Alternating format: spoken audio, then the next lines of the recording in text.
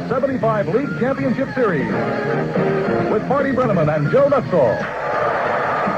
Reds Baseball is brought to you by Stroh's, family brewers for 200 years, from one sports lover to another, and by the Marathon Oil Company, people who believe in people. By the First National Bank of Cincinnati, where your money grows safely in high-return certificates of deposit. By the Pepsi-Cola Bottling Company of Cincinnati, bottlers of Pepsi-Cola, Dr. Pepper, and Schweppes products. By Frisch's. Frisch's. Sports or any kind of fun, they just naturally go together. And by Riverside Ford in Newport, a block and a bridge from downtown Cincinnati. Now, for all the play-by-play action of the Cincinnati Reds Championship Series, we go to Marty Brenneman and Joe Nuxall.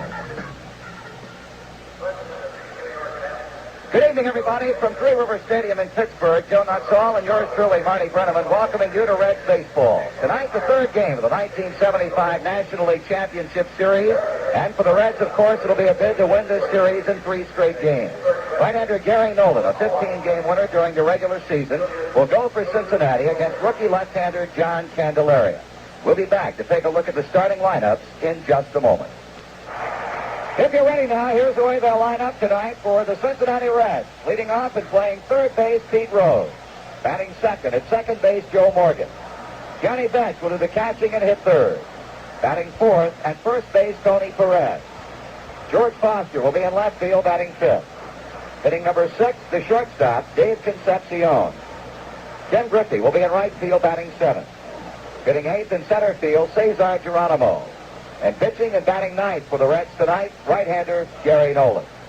Again for Cincinnati, it's Rose at third base, Morgan at second, Bench catching.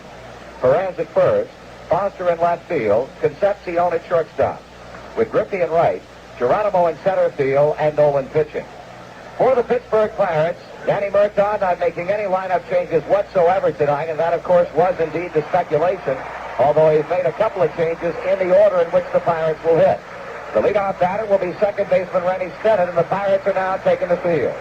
Batting number 2 at third base, Richie Hebner. Al Oliver in center field, bats third. Hitting in the cleanup spot at first base, Big Willie Starker. Dave Parker in right field will bat fifth. Hitting number 6 in left field, Richie Ziss. Danny Sanguillen will do the catching, he'll bat seventh. Hitting eighth at shortstop, Frank Tavares. And batting number 9 and pitching for the Pirates is left-hander John Candeleria. Again, going over the Bucs lineup, it's Stennett at second base, Hebner at third base, Oliver in center field. Stargell at first, Parker in right, Zisk in left. With Sanguillen catching, Tavares at shortstop, and Candeleria pitching.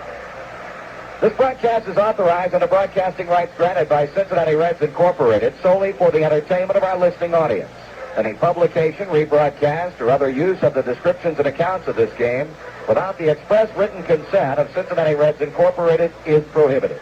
The announcers on this broadcast are employed by the Cincinnati Reds Incorporated. We'll pause now for station identification on the Cincinnati Reds Baseball Network. The home of the $5,000 button, WLW Cincinnati. Plan ahead and be in the center of all the action in 76 with Cincinnati Reds Action Plan season tickets. For information and details, call or write the Red Season Sales Office.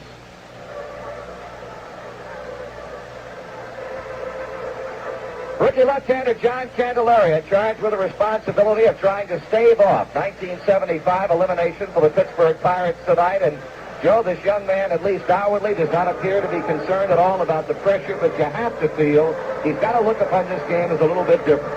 Well, I'm sure he's aware of what it means to the Pittsburgh Pirate Ball Club and to the fans of Pittsburgh. And, of course, the Reds certainly wanting to wind it up tonight.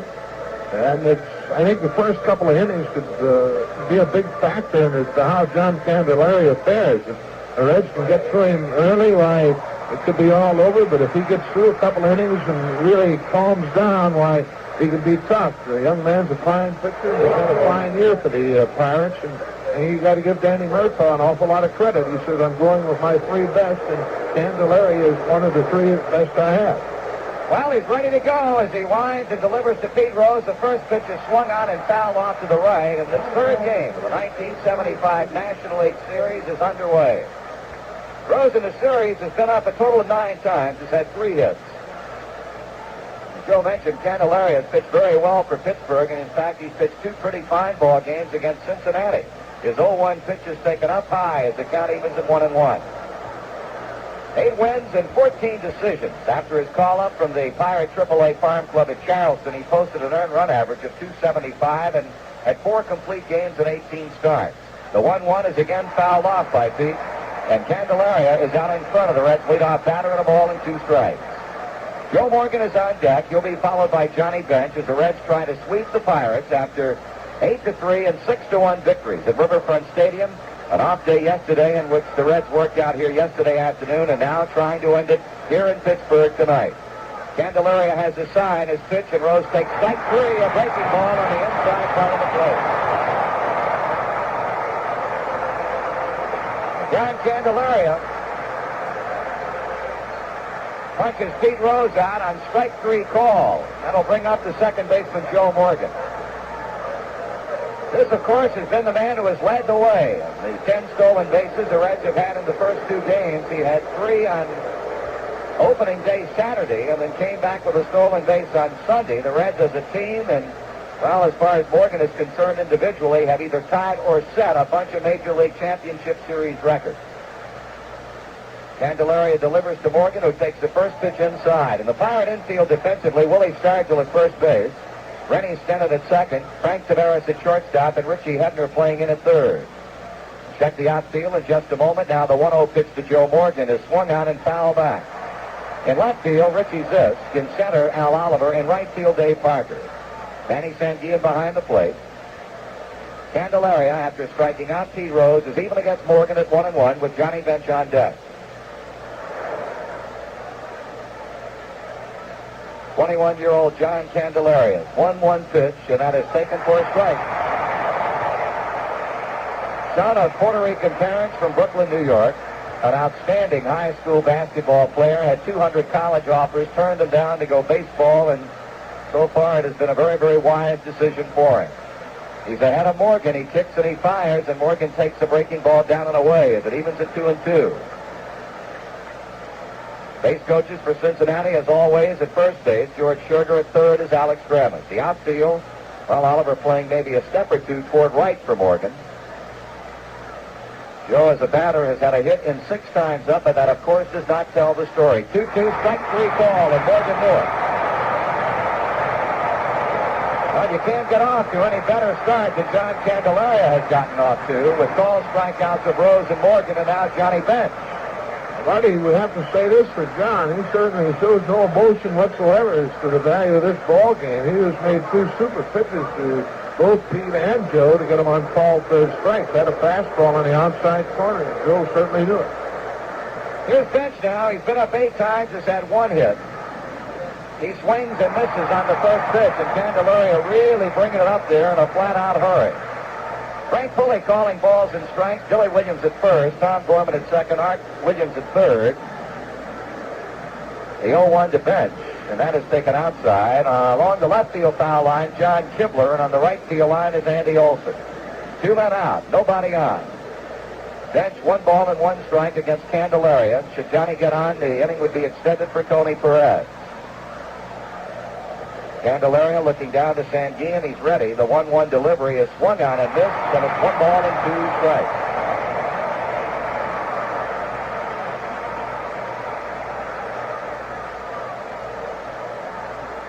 It has been a case here of simply the Reds doing everything right in the first 2 games of this series.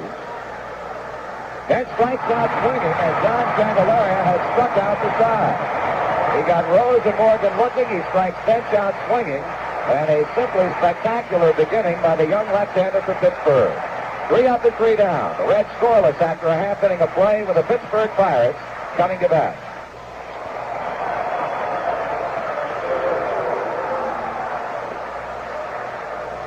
Well, after the top of the first inning that saw John Candeleria strike out the Reds in order, Rose, Morgan, and Bench, it'll be right-hander Gary Nolan trying to pitch the nail-down game for the Big Red Machine tonight. A man who beat the Pirates 2 times in 3 decisions in 1975, getting them 8-4 back on the 3rd of June. beating him by a score of 6-1 on the 14th of August, and then losing 5-1 on the 24th of August. Nolan, by and large, has pitched very well against Pittsburgh. In 20 and a third innings, he's given up 14 hits and 9 runs, while striking out 9 and walking only 2.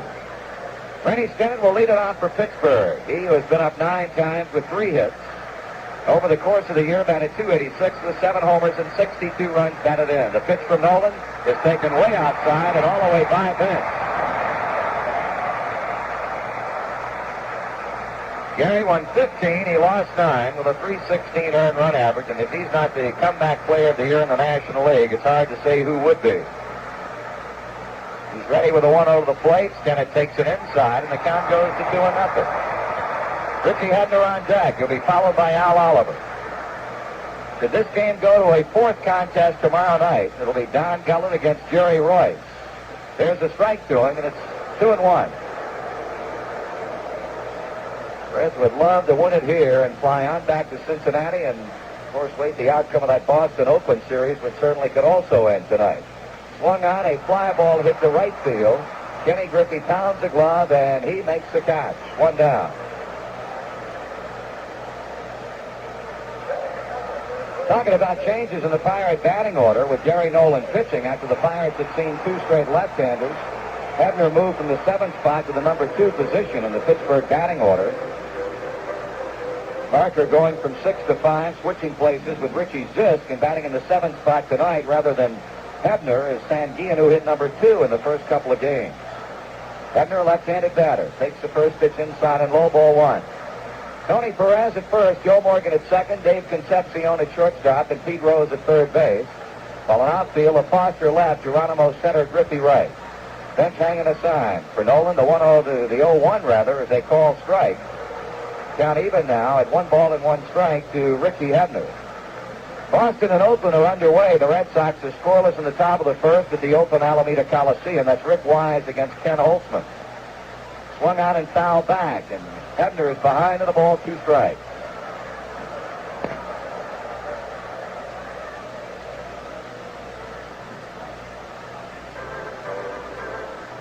Plate umpire Frank Foley flashing the correct sign. They've got 2 and 2 on the scoreboard, but actually a ball and 2 strikes. Jose Pagan, the first base coach for Pittsburgh, Bob Skinner at third. Nolan ready with the next pitch to Hebner, and that is cut on and grounded foul between the coaching box and the bag at first. Holding count, a ball and 2 strikes. As was the case in Cincinnati, it is also outstanding weather here in Pittsburgh.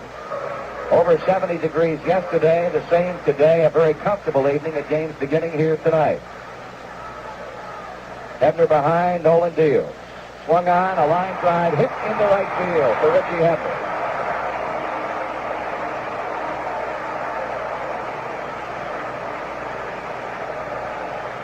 So the first base hit of the ball game goes to third baseman Richie Hebner. Single to right field, the batter is Al Oliver. Nowhere near a capacity crowd here at Three Rivers Stadium tonight. Certainly you could not buy the ticket for any price in Cincinnati with unbelievably big crowds. Here's a pitch to Oliver at the fastball high. That's 54,633 on Saturday and 54,752 on Sunday. Sunday crowd, the second largest crowd ever to see a baseball game, a game at Riverfront Stadium. Up high, 2 balls and no strikes. Stennett with a fly ball to right to begin the inning. Hebner a single to right field, and Oliver is out in front 2-0. Al up 6 times in the series has had a hit. Infield a double play depth. Nolan checking Hebner, delivers, Oliver swings, and here's a high pop on the left side of the infield. Rose backpedaling, now giving way to David. And behind the back white line, he squeezes it for the second out.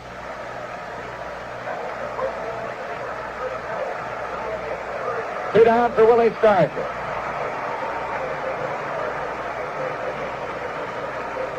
Willie has had 1 hit and 7 times up, and certainly when you look at the productivity of the big bashers in this Pirate lineup, you can tell that while base stealing has seemingly been the name of the game for the Cincinnati Reds, the pitching has been outstanding. Here's a pitch to Stargell taken for a strike. Don Gellert going all the way to beat him Saturday. Freddie Norman pitching 6 innings of 4-hit 1-run baseball Sunday before Eastwood came on to give him 1 hit the rest of the way to get the save. Stargell swings and fouls it off to the left and on a play, and it's no balls and 2 strikes. On deck for the Pittsburgh Pirates is right fielder Dave Parker. Richie Hebner is a base runner at first base with 2 away, and Gary Nolan now on the backside of the mound goes to rubbing up the baseball. Signs all over the place here at Three River Stadium trying to implore the Pirates to come up with a victory tonight. Here's the pitch.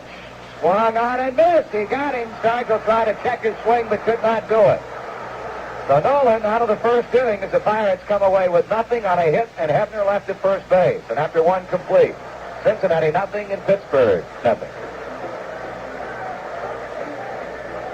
No score at the end of 1 complete inning of play, and John Candeleria, after a spectacular first inning that saw him strike out the side, will be working to Tony Perez, George Foster, and Davey Concepcion. And Joe, you look back on the 2 games in which Candeleria faced us, and here's a man here in Tony Perez that burned him twice. Well, we got him pretty good both times, and of course I imagine Tony is looking forward and hopefully get him a 3rd time. It wouldn't be a bad idea right now. It was his first inning home run Sunday off Jim Rooker with a man on that, of course, proved to be all that Cincinnati needed. Perez has had a very, very good series with 5 hits and 8 times up, that home run, and 4 runs batted in. Candeleria into his motion, delivers to the plate, and Perez takes it high a ball.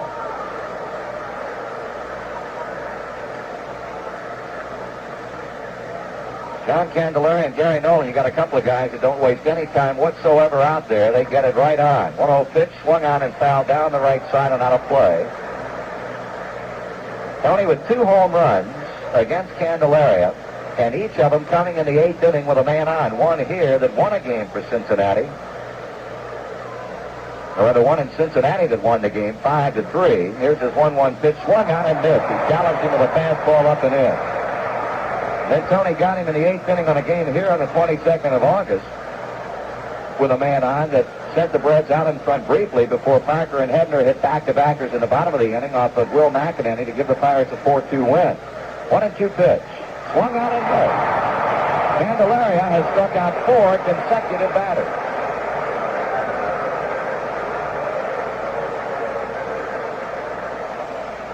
He played hardball with Tony there. That was a ball that Tony hit out of the ballpark on him, in fact, the last time here, but a little early yet.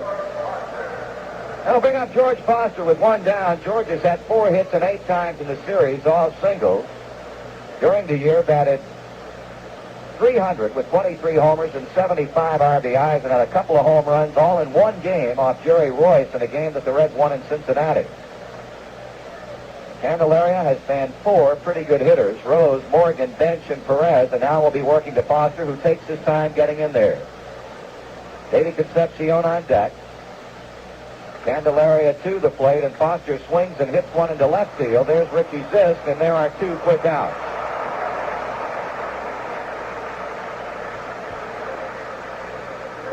Here's another man who's had a good series, and Sparky predicted before it ever started that Concepcion would do exactly what he has done. 7 times to the plate, 4 base hits.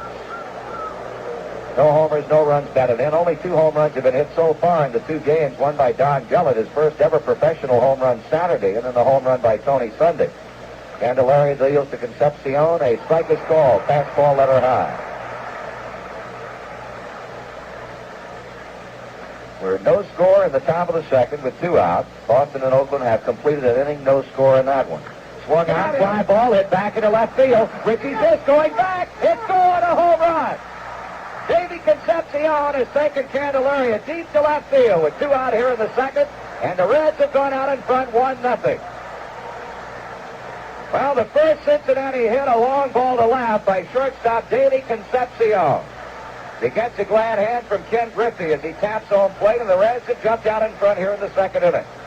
Marty, that was a fair ball that Candeleria hung up out over the plate, and Dave got into it. I think we had to help him a little bit there. Wasn't real sure. So number one is on the board, 2 away in the inning, and here's Ken Griffey. Candeleria deals, fastball to the screen, a foul ball. Kenny and Tony Perez are tied for club honors and runs batted in, each with 4 apiece. Kenny has had 3 hits and 8 times up. And that big two-run double off Jerry Royce with 2 down in the series opener on Saturday. Here's the 0-1, and that one is swung on and hit into left field along the line, just giving chase. And in foul ground, he cannot come up with it as he tried to make a catch very close to that fence separating the playing area from the Cincinnati bullpen. So a count that holds at 2 strikes. Davey Concepcion with a solo home run to left field here in the second inning with 2 down to give the Reds a 1-0 lead.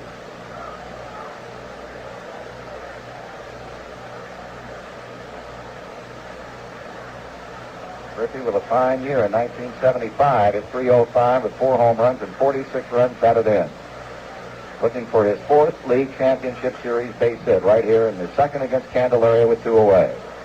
2 strikes to count. He kicks and he fires, and that pitch is strike 3 call, and Candeleria has his 5th strikeout. But in the inning for the Big Red Machine, a run on a hit. Dave Concepcion's home run. And at the end of 1.5 innings of play, it's the Reds 1 and the Pirates nothing.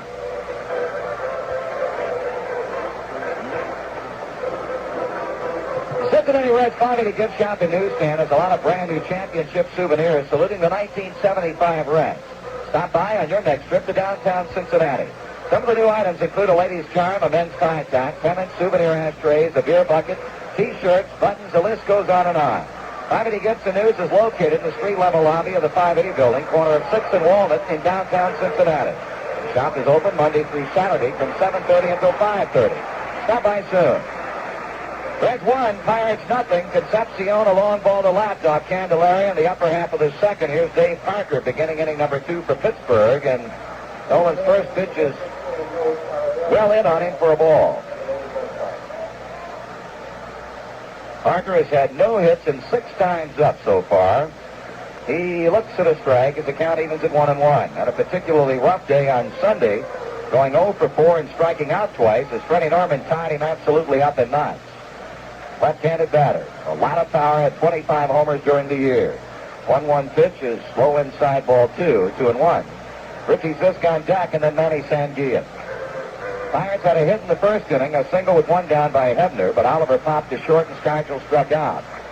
Nolan delivers a 2-1 pitch, and that's ball 3 inside as Nolan tries to keep the ball in on Parker, but so far has been doing it too much so here.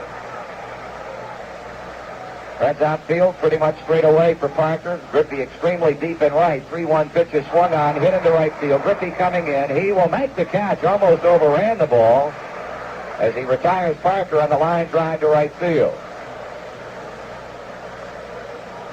That'll bring up Richie Zisk.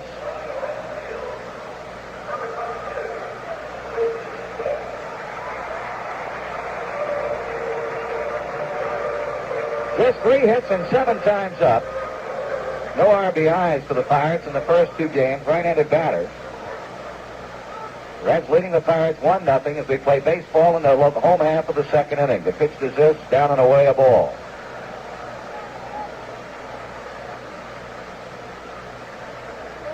Sparky Anderson pointing up the advantages of being able to possibly sweep this series, and that, of course, the club would have tomorrow off and then really go to work hard on Thursday, 5 or 6 hours so. Strike to him on the outside edge, 1-1. Boston and Oakland, the A's much the same situation, or exactly the same situation, against the Red Sox as the Pirates are against the Reds. Strike 2 is called as this. Red Sox beating them back-to-back at Fenway Park and trying to get the deciding 3rd victory tonight from right-hander Rick Wise. 1-2 the count on Richie Zisk, and he takes the curve down and away as it evens up at 2 balls and 2 strikes. Manny Sanguillen on deck.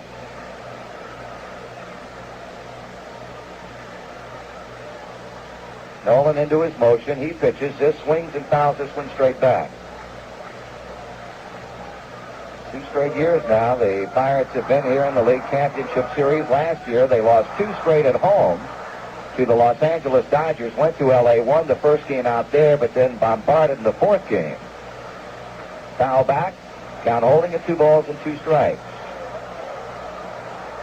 Well, the Reds are trying to advance into the World Series for the first time since 1972. And for the third time since Sparky Anderson took over the managerialship of this club beginning in 1970.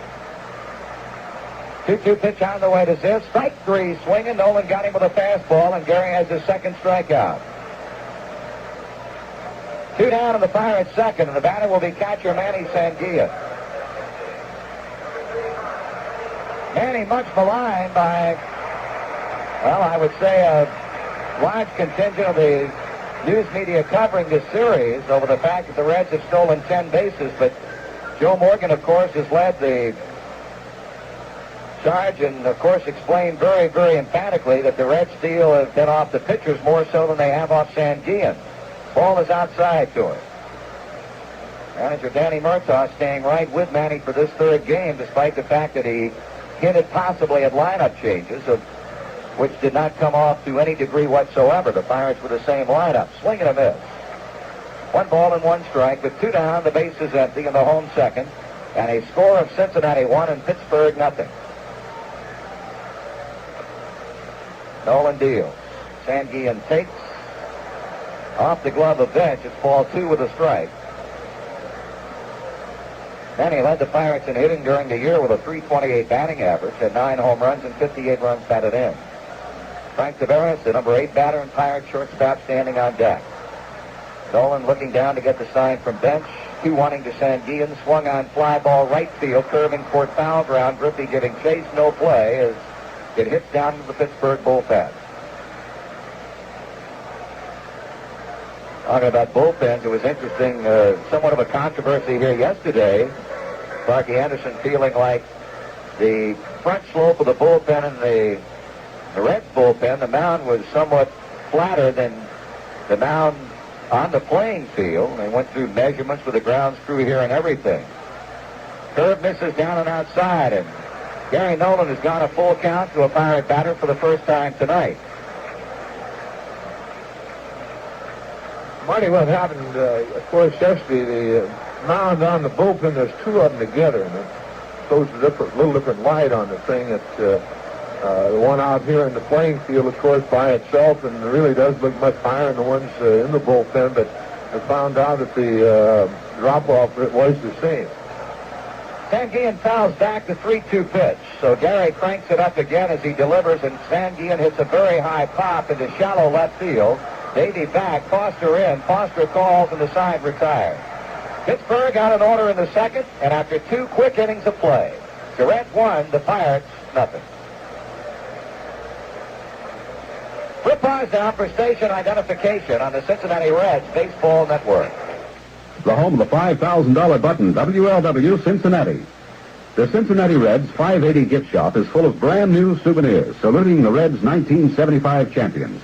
Stop by 580 Gifts and News, 6th and Walnut, downtown Cincinnati.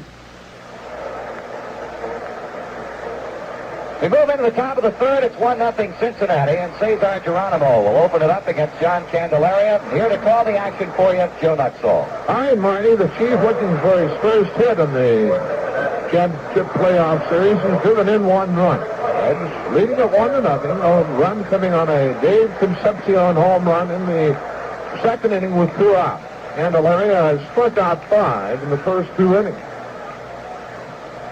Outfield for Geronimo will be straight away. Hebner in a bit at third.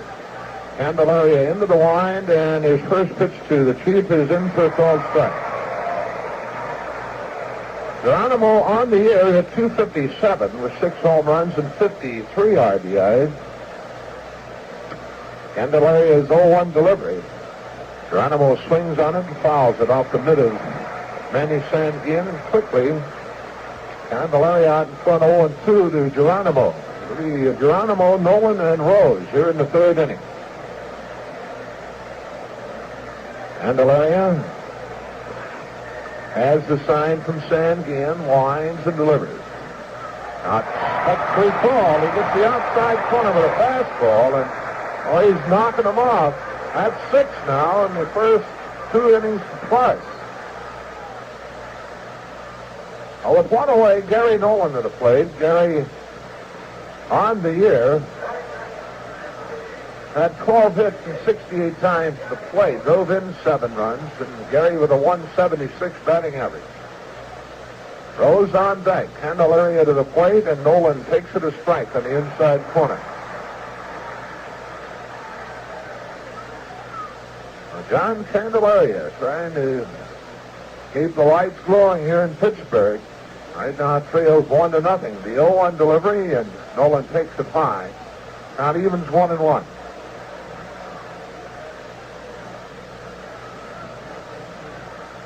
Candeleria off with a cap. Now turns and looks into Sanguian. And his 1-1 delivery on the way. Nolan swings and misses. A ball, 2 strikes to Gary Nolan.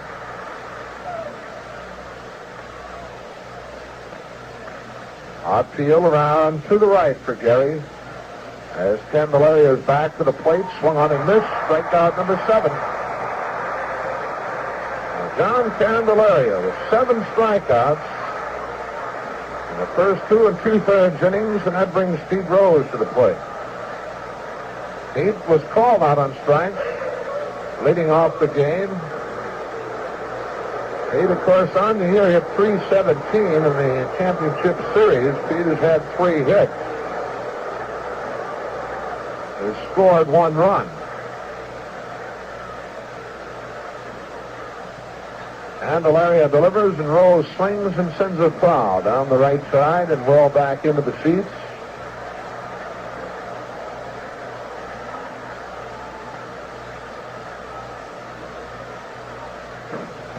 Joe Morgan waiting on deck.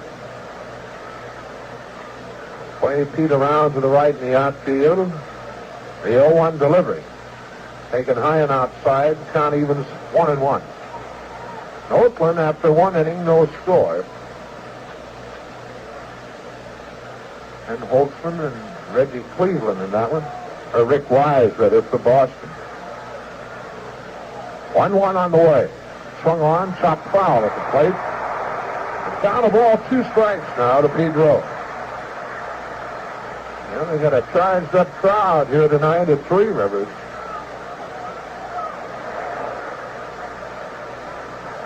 Reds leading at 1-0 on Dave Concepcion's home run. Candeleria, a ball, 2 strikes with Rose, 2 out. The base is empty. Takes off the sign. Lines and delivers. That swung on and looped down the right field line, chasing it steady there, and Parker is there in third territory to make the catch. So the Reds out in order in the third, nothing across, and at the middle of inning number 3 here in Pittsburgh, the Reds 1, the Pirates nothing. All right, for the Pirates in the bottom half of the third, it'll be Tavares, Candeleria, and Rennie Stennett. Tavares has had 1 hit, has driven in a run in the first 2 games, the playoff. Tavares, the right-handed batter. Gary Nolan has allowed 1 hit and hit belonging to Richie Hefner in the first inning and struck out 2. But Willie Stargell in the first, Richie Zist in the second.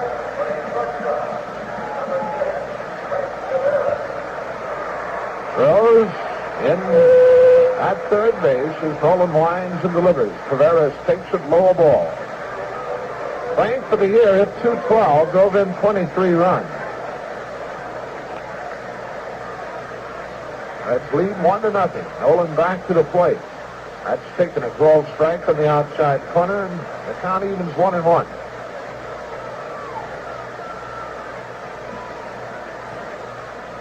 Gary's 1-1 delivery. Tavares swings on it, sends it to center field.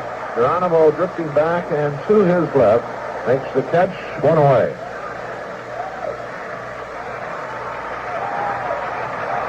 All right, here's pitcher John Candeleria, and boy, he hit the big out here at Three Rivers. And through the first 3 innings, he's certainly deserving. He struck out 7.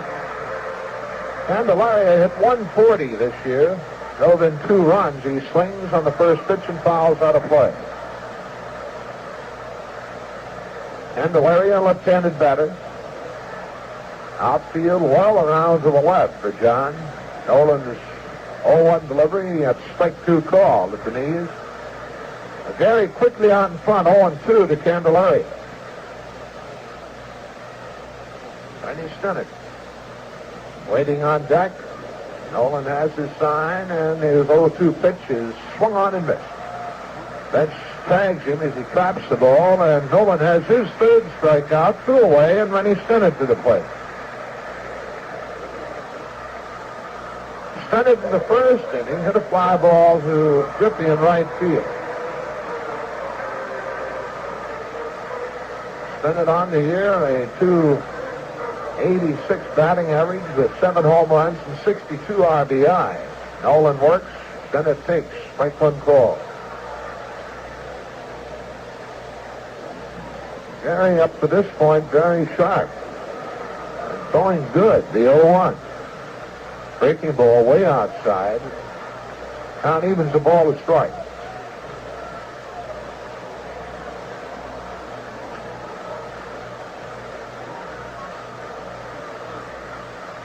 Outfield for Stennett, shaded to the right. 1-1 on the way. That's ball 2, just missing down low. 2-1. Stennett looks to third base coach Bob Skinner. Now steps back into the batter's box. 2-1 delivery. High, 3 balls to strike to Stennett. Gary goes 3-1 to Stennett. He was 3-1 to Parker in the second inning.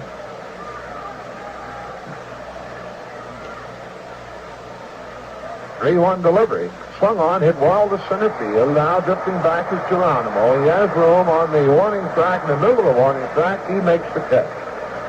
The Pirates are out in order, and that's 8 straight that Nolan has retired. Nothing across, and after 3, it's the Reds 1, the Pirates nothing. The totals for 3 innings go the Reds a run on 1 hit. The Pirates no runs. They've had 1 hit. For Cincinnati, it'll be Joe Morgan to lead it off in the 4th, and back for the action. Here's Marty. Okay, Joe, at the end of 3 innings in Oakland, no score. The Red Sox and the A's here 1-0 on Davies' second inning home run to left field. And that, as Joe mentioned, the only hit the Reds have had off the man they refer to as the Candy Man here in Pittsburgh, John Candeleria. He has struck out 7. He has not walked a batter. Morgan looked at a third strike in the first inning. Hebner in at third. Candeleria to the plate, and Morgan checks his swing on a pitch high. Now with an appeal play to third base umpire Art Williams. Manny Sanguillen asking for it, and he goes the same way Morgan did. Ball 1. Morgan with 4 of the 10 steals the Reds have had in the first 2 games. 1-0 pitch. Swung on, fly ball hit to left field. Should be a routine play for Richie Ziss. 1 out.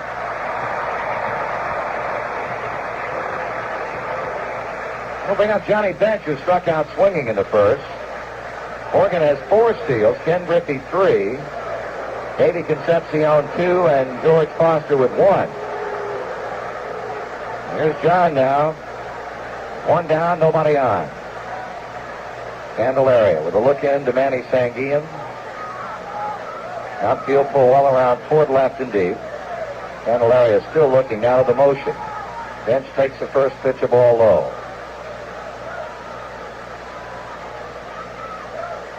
There is absolutely no tomorrow for the Pittsburgh Pirates. Their backs into the very wall. Trailing 1-0 in the 4th inning. Bench strike to him on the inside part of the plate. Actually jumping away from the pitch, 1-1.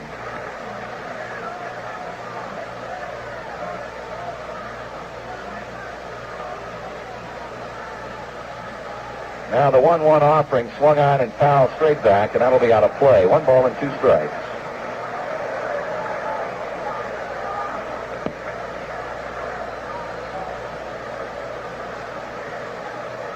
That's with 1 hit so far in the 2 complete games played. That was a first inning single in the 8th inning on Saturday afternoon.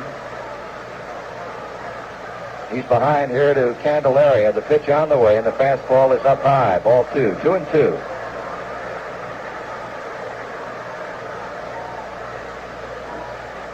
Hebner deep at third. Tavares deep at shortstop. Bench trying to get on for Tony Perez will be up next. Here comes a 2-2 pitch. Swung on and chopped foul as it rolls over toward this end of the Cincinnati dugout. So a holding count of 2 balls and 2 strikes. Morgan with a fly ball to left to begin the inning, and this game continues to move very, very rapidly. With 1 hit for Cincinnati, the home run by Concepcion, and 1 hit, a single by Richie Hebner to right field in the first inning for Pittsburgh. Strike 3 swinging. Making 8 strikeouts for Candeleria, and the second straight time he's punched out Johnny Bench.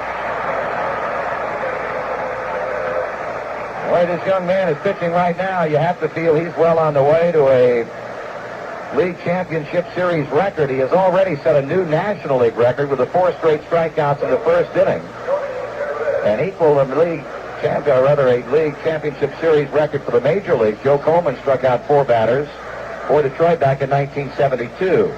Here's a pitch to Tony Perez, strike swinging. He threw that pitch by.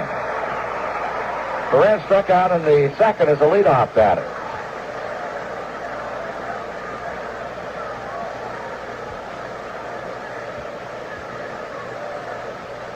Two men out, bases empty. Candeleria coming with a strike 1 pitch. Perez takes it up, and it's 1 ball and 1 strike. He fanned 3 in the first, 2 in the second, 2 in the third, and has gotten Bench here in the fourth for number 8.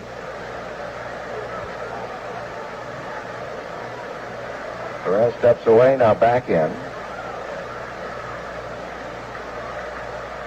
Here's the 1-1 pitch. That's high and outside, ball 2. Well, you have to admire this young man's poise. He has had the same type of poise going for him from day one when he joined Pittsburgh from Charleston. Seemingly knows what it's all about, and I'll tell you, there are a lot of managers in this league that would love to have him wearing their uniform. 2-1 pitch.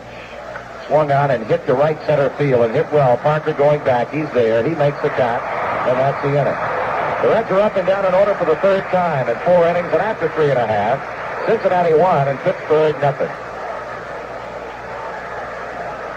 If you're the kind of person who likes to plan ahead, then the Cincinnati Reds remind you that now is the time to start thinking about 1976 and Reds Action Plan season tickets. You can use them to entertain clients, reward employees, or to treat the family or friends to a day at the ball game. Let one of the members of the Red Season sales staff explain all the VIP bonuses extended to Action Planners. Make a note and mark your calendar to call the Reds office for all the details about season tickets in 1976. Leading off the 4th inning for Pittsburgh, the man who has had the only hit off of Gary Nolan, that's third baseman Richie Hebner, who singled sharply to right field in the first inning.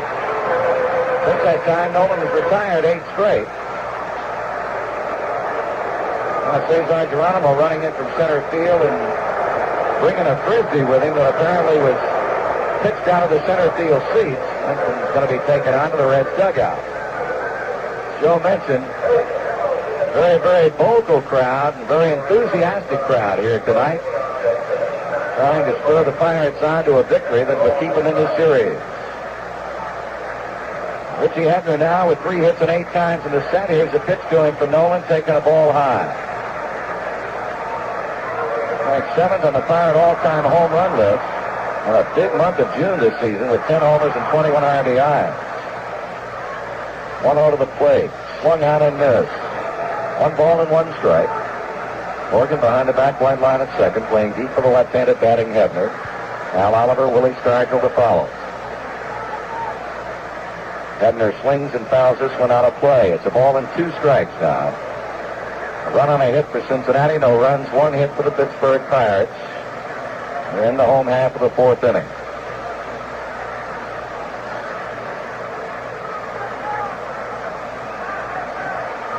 Nolan ready. Hebner behind. Fly ball, left center field. Geronimo on his horse. He and Foster both there, but the Chief will squeeze it for out number 1.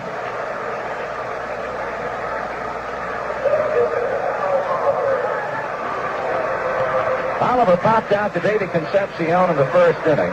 Boy, you look at history, and it would seem to indicate that the Pirates have little chance in this series. No club has ever come back from a 2-0 deficit to win a league championship series in either the National League or the American League. Foul ball, no, a swing, and there was a foul tip the bench hung on to. Meanwhile, in Oakland, Boston has scored once in the 4th inning. 1-0 Red Sox at the end of 3.5. Strike 2 swinging. Oliver quickly down to Gary Nolan, 2 strikes. Gary has struck out 3, has not walked anybody. In fact, neither pitcher has walked a batter. Inside a ball to him, 1-2. Left-handed batting Al Oliver. Swings and pops it up back of the plate, but that ball will be out of play. And a lot of babushkas in evidence tonight. Pittsburgh fans bringing them out. Count holding, 1 ball, 2 strikes. Nolan kicks and fires. Oliver takes this one in the dirt. It kicks on by the plate. 2-2.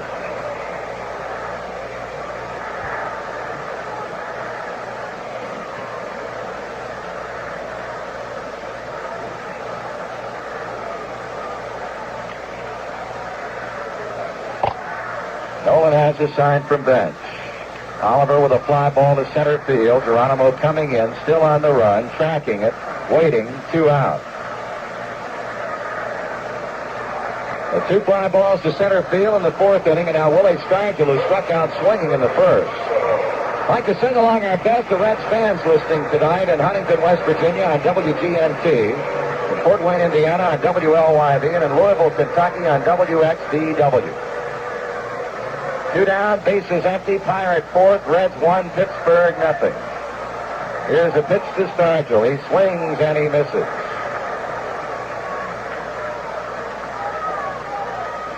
Gary Nolan and John Candeleria with some good stuff going for him tonight. Only one mistake has been made, and that was Davey Concepcion's home run in the 2nd. Been the only run scored up to this point. Stargell looks at this pitch, starts to go, but holds up in time, and it's a ball and 1 strike.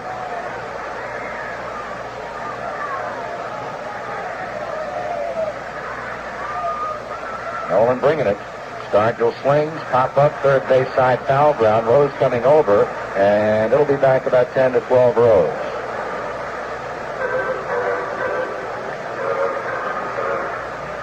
One ball, 2 strikes with 2 away. Nolan has now retired 10 consecutive hitters since the 1st inning single by Richie Hebner. Looking around, Tony Perez says something to him, and now Nolan apparently something concerning the rosin bag and the fact that it was on the turf back of the mound. He kicks it into the dirt back of the pitching rubber. Here's his next pitch to Stargell, and that one is bounced foul at first base. Willie way out in front of the off-speed pitch.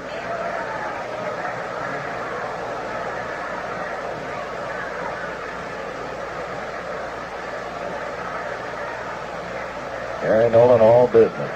15 wins, 9 losses on the year. Pitch. Fly ball hit very high in the air. Shallow left along the line. Rose is under. Feet falling, and he makes the catch. The Pirates are up and down for the 3rd consecutive inning, and after 4 complete, it remains the Reds 1, the Pirates nothing.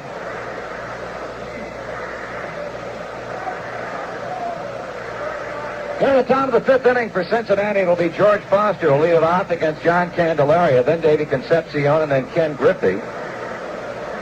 This game starting out like an old-fashioned pitching duel. The Concepcion homer in the 2nd to give the Reds their current 1-0 lead.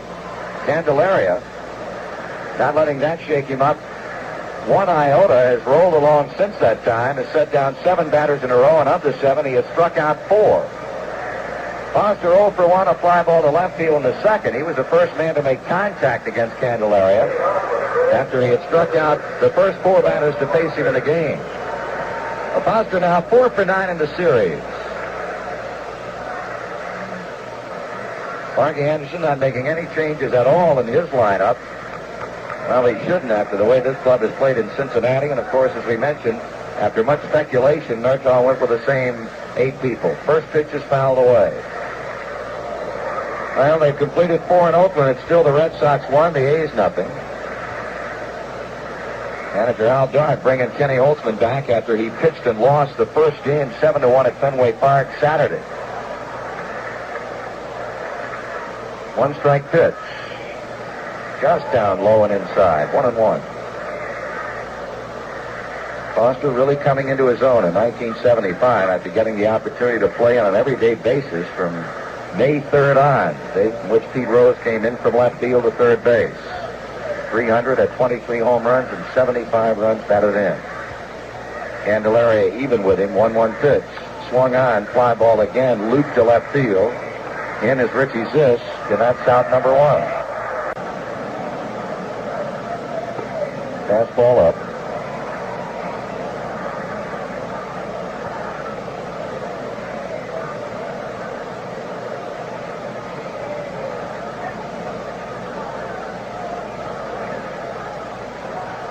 Candeleria coming with a 1-0 pitch. That's a strike to him with the letters. 1 ball and 1 strike.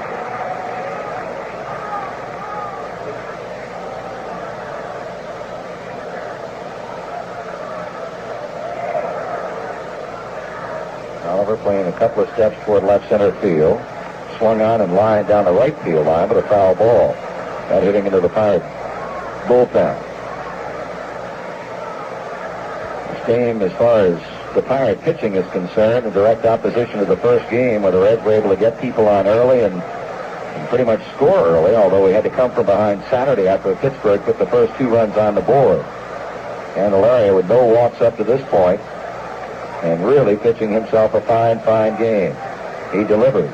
Beatty takes strike 3. He knew it. Breaking ball, and that's his 9th strikeout. 2 away in the inning. Kenny Griffey, who looked at a 3rd strike, and the 2nd will step in. Candeleria has struck out everybody in the Cincinnati lineup save George Foster, and he's gotten Foster twice on fly balls to left field. Of his 9 strikeouts, 5 have been called 3rd strikes. Hebner a bit in at 3rd. Griffey, 2 down, takes strike 1.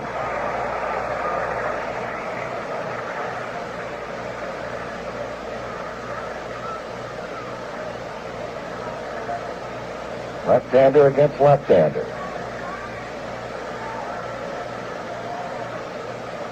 Here's the 0-1 to the plate, and that's a breaking ball that stays low, and the count evens at 1-1. Kenny not real pleased with, initially he was told that he was being dropped down to the number 7 spot in the batting order, but now you can look at the results that we have gotten from him in that position. He has certainly done some kind of job, as a 4 RBIs would attest. 1 ball and 1 strike with 2 away. Swung on and bounced to short. Here's Tavares digging it out, and on the throw to first. He got him by a step, and the side is retired. 3 men up, 3 men down. We have gone halfway home. This 3rd game of the 75 League Championship Series. After 4.5, the Reds won, the Pirates nothing. Before the Pirates come to bat in the 5th inning, we'll pause again for station identification on the Cincinnati Reds Baseball Network. The home of the $5,000 button, WLW Cincinnati.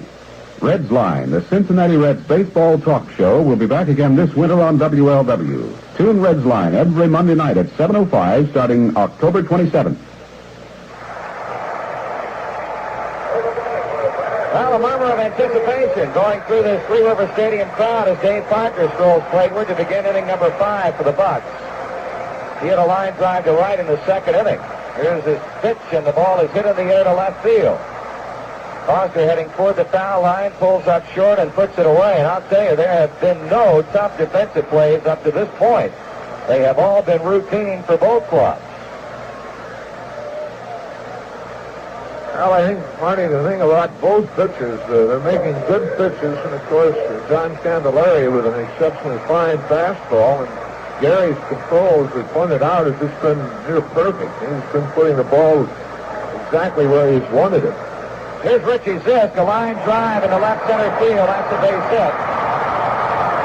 Hit number 2 for the Pittsburgh Pirates, and this one comes off the bat of 1, Richie Zisk. That stops Gary Nolan's string at 12. He had set down a dozen batters in a row, and Zisk breaks it up with a 1-out hit.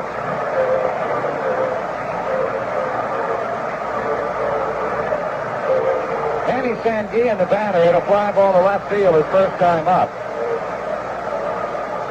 So a single with 1 out in the 1st inning by Hebner, and the Pirates get their next hit here in the 5th with 1 down by Zisk.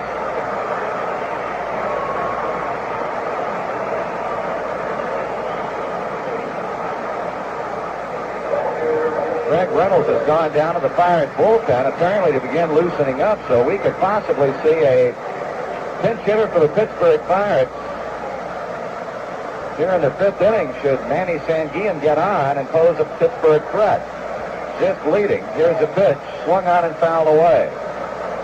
Frank Tavares is on deck, but Reynolds has gone down to begin loosening up in the Pittsburgh bullpen. Cincinnati infield deploys itself at double play depth. This becomes only the second Pittsburgh base runner. Now the 0-1. Swung on and hit in the air along the right field line. Ken Griffey will not have a play on it. It's 2 strikes on Sanguillen.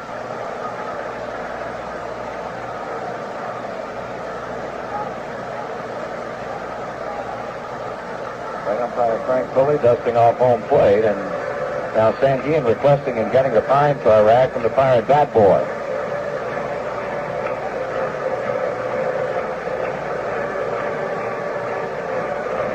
Okay, Sanguillen back in the batter's box as this takes his lead against the holding Tony Perez. 1-0 to score Cincinnati. Dave Concepcion second-inning home run to left field. Now Sanguillen steps away. Nolan gets back to looking at the sign. He stretches. He delivers. Sanguillen swings. Line drive hit to right field. Here comes Zisk on to second base. He'll stop there as Griffey returns in front of the infield. And the Pirates have him at first and second with 1 out.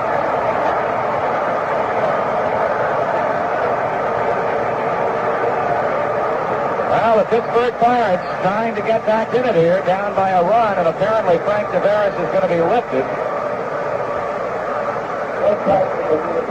Left-handed batting Ed Kirkpatrick has come on to bat for shortstop Frank Tavares as Danny Murtaugh goes to his bench here in the fifth inning to try and get some runs across.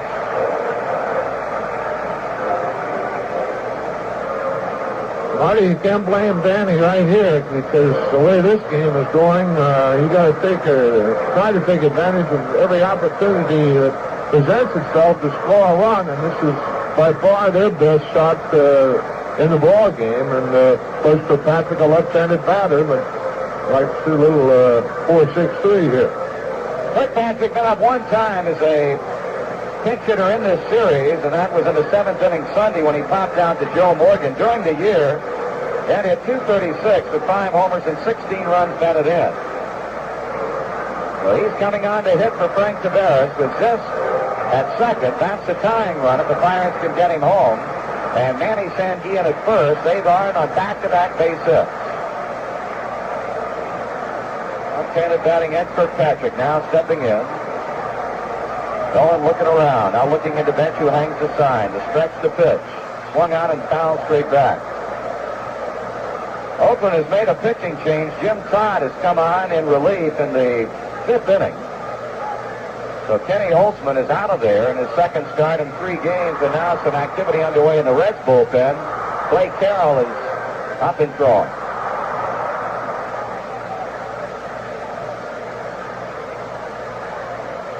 One strike on Ed Kirkpatrick. Candeleria on deck. Here's the next pitch. Swung on and popped up. There'll be a play on that ball near the Pirate dugout. Johnny Bench has it, and they're 2 out.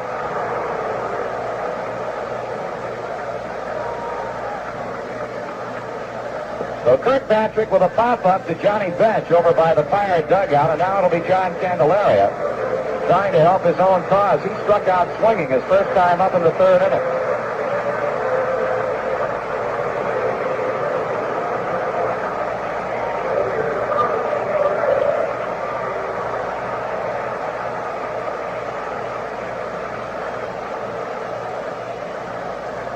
Bill Morgan talking with Gary Nolan. Morgan now heading on back to his second base position. Parker had a fly ball to left to begin the inning. Zisk single to left center. Sanguillen went the other way with a base hit to right. Kirkpatrick getting Fort Tavares has popped the bench and foul ground. Pitcher against pitcher with 2 out and 2 on as Nolan tries to protect his 1-0 lead. A pitch to Candeleria, swung on and foul.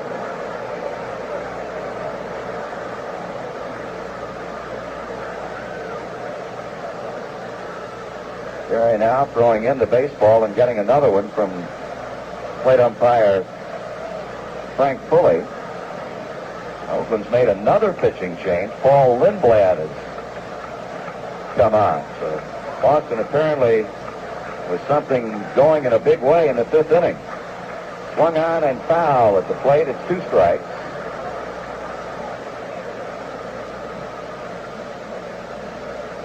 In case you do not know, the World Series opens Saturday afternoon in the American League Park.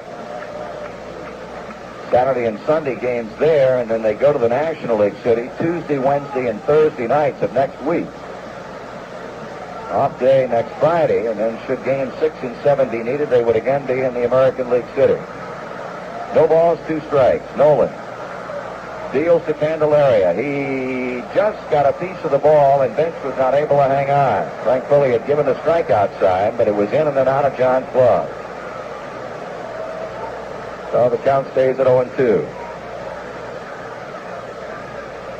Outfield playing Candeleria the other way. Nolan again walks out past the mound. Study and concentration. To the belt. Check of this pitch. Strike 3 swinging. Bench bobble and now lost it. And now throwing on down to Tony Perez, and that's the inning as Gary Nolan fans Candeleria to pick up his 4th strikeout, and the Pirate threat goes by the boards. No runs, 2 hits, 2 left. And after 5 complete, Reds 1, Pirates nothing. Well, this game a little over an hour old, and already we go to the 6th inning and a change in the Pittsburgh Pirate lineup. Craig Reynolds has come on to play shortstop, taking over for Frank Tavares, who was lifted for the pinch hitter Kirkpatrick in the 5th. The Reds will go this way in the 6th inning. Geronimo, Nolan, and Pete Rose. The Reds have been out hit 3-1, but lead 1-0 on a homer by Concepcion back in the 2nd. Geronimo looked at a 3rd strike in the 3rd inning. Might be wondering about that run that Boston scored in the 4th. As Oakland continues to have problems defensively, making critical errors in the first game of the series in Boston as the Red Sox won that one, and of course won Sunday's game also tonight. Claudell Washington dropped a line drive off the bat of Fred Lynn. Went all the way to second base on the error, and then Lynn scored on a Rico Petrocelli single.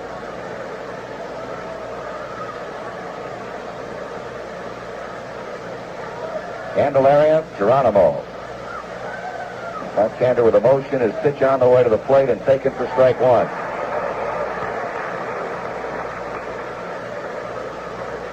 Reds have not had a base runner. Concepcion had the home run. Nobody else has reached.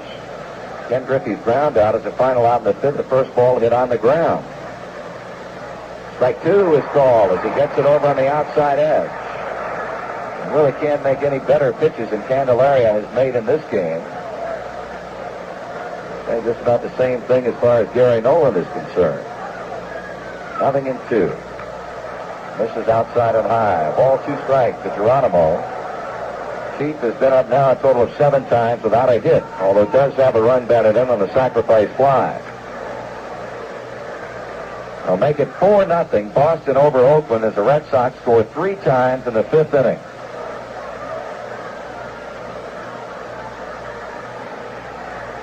Geronimo strikes out swinging as he faces a pitch down and away from him, and Candeleria is in double figures. That is strikeout number 10.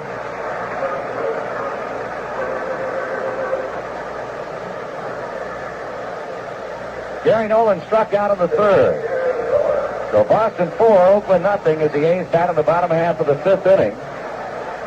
And it would appear at this point as if Boston is well on their way to a sweep in the American League Championship Series. Here's Gary Nolan now, and he takes a strike all the way as he steps back away from the plate. I don't believe up to this point, Joe, that Candeleria has been a 3-ball count to a batter. Not to my knowledge. He has really been around that plate and making some excellent pitches.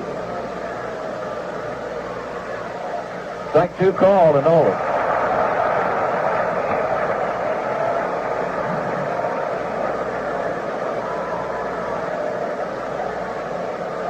Reds getting 12 hits on Sunday, 11 hits Saturday afternoon. Have had only 1 tonight, but that one is the one that has a run on the board. Nolan checked it on a fastball, and the crowd did not like the call by Fuller. Ball and 2 strikes.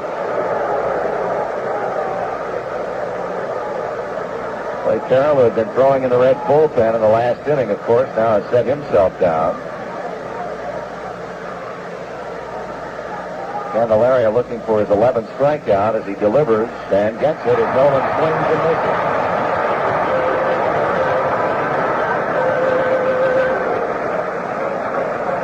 Two away in the inning.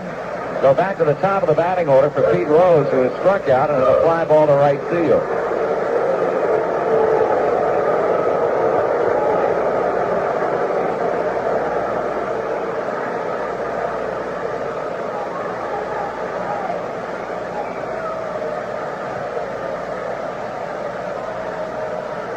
Rose looking to get on for the first time tonight. Candeleria taking a little bit extra time, now works, and Rose swings and hits the fly ball back into right. Parker is right there, and the side is retired. Fourth consecutive inning, the Reds have gone up and down in order against the slants of the young left-hander John Candeleria in the middle of inning number 6. Cincinnati 1 and Pittsburgh nothing. If you're looking for a gift for a special occasion for somebody who's a big Cincinnati Reds fan, here's a suggestion from the Reds 580 gift stamp and newscast. 4 very distinctive Cincinnati Reds art prints are available. Willard Mullins' Big Red Machine is a light-hearted watercolor. Artist Glenn Orleman has done 3 paintings, including 2 in the series of greatest moments in Reds history. Those are double no-hitter featuring Johnny Vandermeer and the home run highlighting Johnny Bench. One of these art prints will let a Cincinnati Reds fan relive some of the excitements of Reds baseball all year long. It makes a great gift. Stop by the Reds 580 gift shop or call or write the Reds office for information. Upper third of the Pirate batting order. We're in the bottom of the 6th inning. Gary Nolan able to weather the storm in the 5th when the Pirates had 2 men on with 1 man out. Now goes to work against Rennie Stennett. Stennett takes the first pitch raw ball. Stennett is flying to right. He's hit one to deep center field. That drive caught in the 3rd by Geronimo. Here's a man who had 7 hits and as many times to the plate for a major league record in September against the Chicago Cubs. Swung on and fired down the right field line and out of play. Very well against the Reds, batting .388 with 3 homers, 3 doubles rather, a homer and 4 runs batted in. Bennett calling time as he goes to tying his right shoelace. Now steps back in to await Gary Nolan's 1-1 pitch. Hebner on deck, then Al Oliver.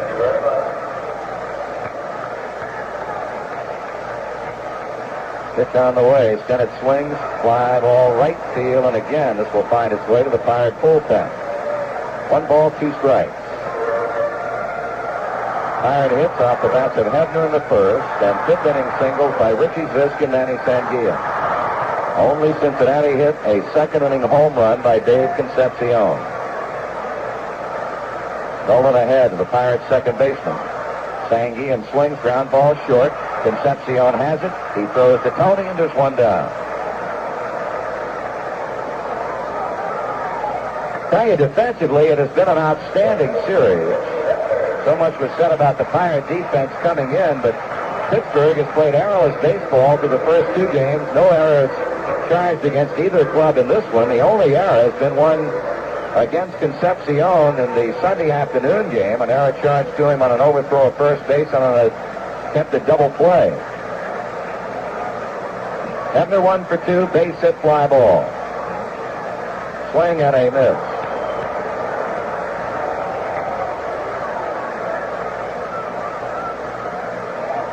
Of course, the Cincinnati pitching has been outstanding.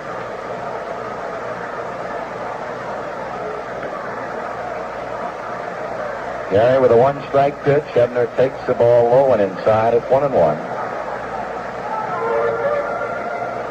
Could there be a 4th game? And we certainly hope it will not come to that. Be tomorrow night again at 8:30, and the probables would be Don Gellett and Jerry Royce, who opened the first one. Another foul by Hebner. 1-2, and now we note that left-hander Will McInerney has started to loosen up in the Cincinnati bullpen. Hebner behind. On deck is Al Oliver.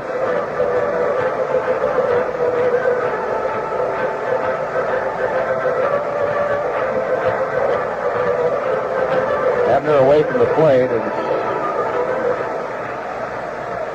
calls time with the plate umpire Frank Pulley, and now steps back in. Nolan winds, delivers. Hebner swings, line smash off Nolan's glove. Morgan running after, picks it up, throws it down. The ball hit off of Gary Nolan's glove, rolled out toward second base. Morgan was playing deep, of course, for him. Tried to come in and, in fact, did get to the ball and threw off balance. But Hebner across the bag has been credited with an infield hit. Well, that was one of those that really wasn't hit that hard. I think Richie hit the ball off the end of the bat, and Gary reached for it just a little too soon. It's a tough one for any pitcher to field. So hit number 4 for the Pittsburgh Pirates, and now it's Al Oliver. Popped to short in the first inning, fly ball to Geronimo in the fourth. Hebner at first, pitch, swung on, fly ball, hit back in a deep left center field. Foster to the warning track. It's gone, a home run. Al Oliver has taken Gary Nolan out of here to left center field, and the Pittsburgh Pirates have gone out in front 2-1 here in the sixth inning.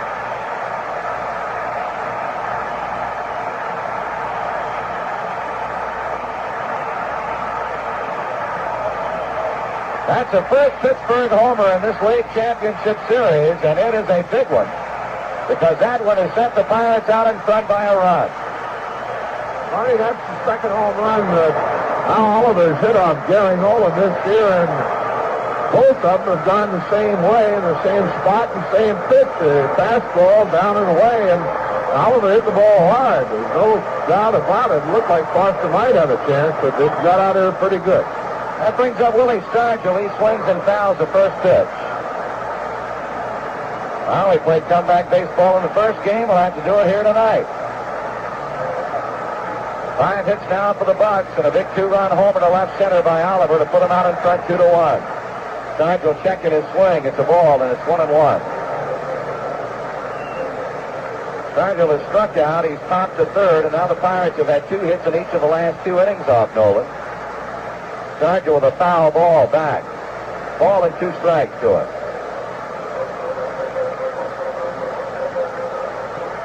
Second time in the series that Pittsburgh has led.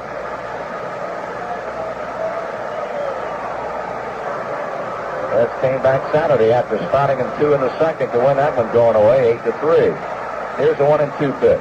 Strike 3 swinging. Stargell has struck out for the second time, and Gary has strikeout number 5.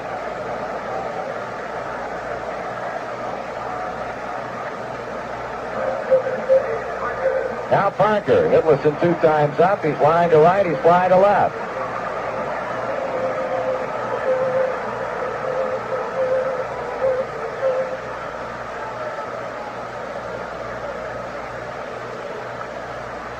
Swing and a miss. Parker really uncoiling a bid to get that pitch.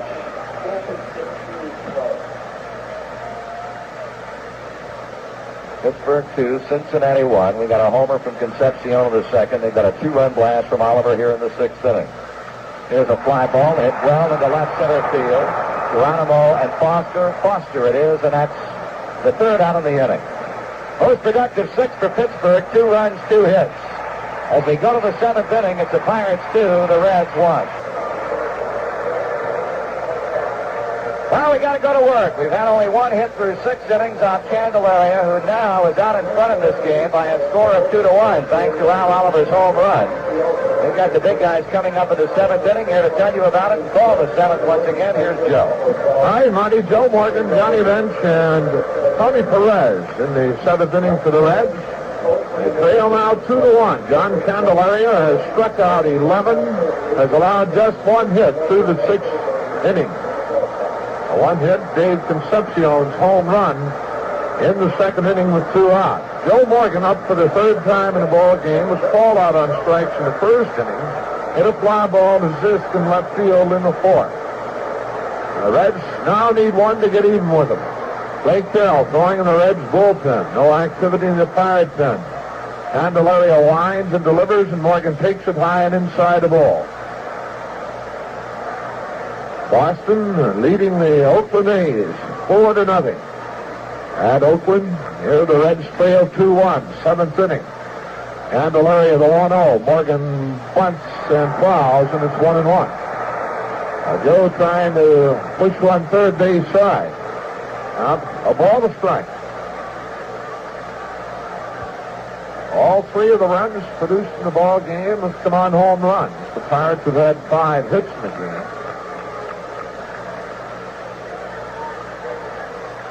Candeleria looking into Sandian. Has his sign and the 1-1 delivery. That's high. It's 2 balls, 1 strike to Joe Morgan. Well, we need a base runner bad. Candeleria has not walked anyone, nor has Gary Nolan. Candeleria's wind in the 2-1. That swung on and a very high pop in shallow right. Then he's standing there waiting. Now moves in a step and makes the catch, 1 away.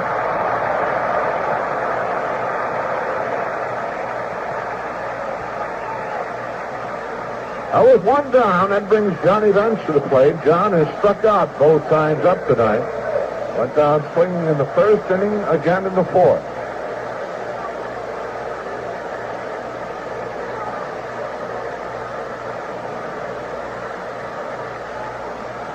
Field well around to the left for John, giving him a lot of room in right center field.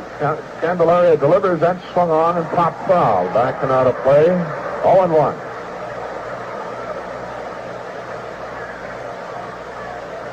Well, base on balls hurt the Pirates, particularly in the first game, and Royce walked 4.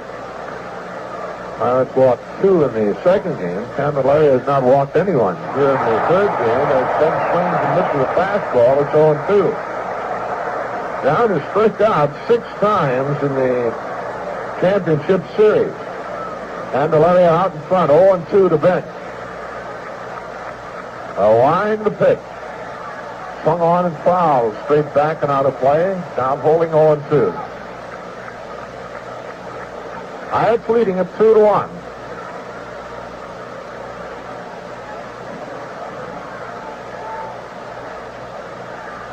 After 5.5 innings, Boston leads Oakland 4-0. Candeleria again the 0-2. Swung on a ground ball. Reynolds has it at short. His long throw is a bobble as Seidel can't hang on to it. That'll be an error charge to shortstop Craig Reynolds. First error in the ball game and could be a big break for the Reds. That'll bring Tony Perez to the plate, and as Buddy pointed out, Tony has got Candeleria twice this year, beat him a ball game his first start against the Reds, and hit one here against Candeleria the last time in. Now they got Bench at first base with 1 away. The error charged to Craig Reynolds, the Pirate shortstop. So Candeleria will be pitching from the stretch position for the first time. He delivers, and that swung on and fouled back and out of play. First error in the series by the Pirates. The Reds, as Marty pointed out, Dave Concepcion making one Sunday. 0-1 to count to Tony. Perez has struck out, and it's hit a fly ball to right center field that Dave Parker gathered in. Outfield playing Tony straight away. Bench leads at first. Candeleria looking into Sandian the stretch. He delivers, and Perez takes a fastball high, and it's 1-1. And now Ramon Hernandez and Dave Justy are up throwing in the Pittsburgh bullpen. Clay Carroll continues to throw in the Cincinnati bullpen. 1-1 to count to Perez with 1 out. Bench at first base. Candeleria to the belt, and he throws over to first, and Bench steps back easily. Candeleria was not a particular good move at first base. Again the stretch, and the pitch that's taken on the inside corner, called strike, and it's 1-2. Candeleria, a ball, 2 strikes now with Tony Perez.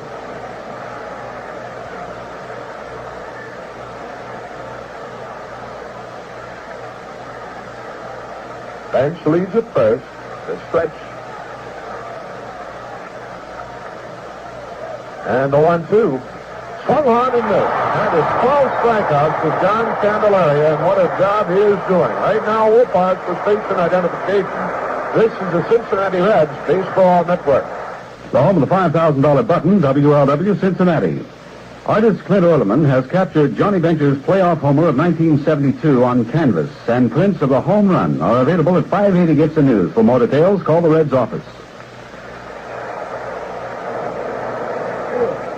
All right, here's George Foster with 2 out and Bench at first base. George, both times of the plate, has hit fly balls to Richie Zisk in left field. Candelaria sets and delivers, and Foster checks his swing, but did he go too far? And they say, no, sir. Billy Williams, the first base umpire, says he did not.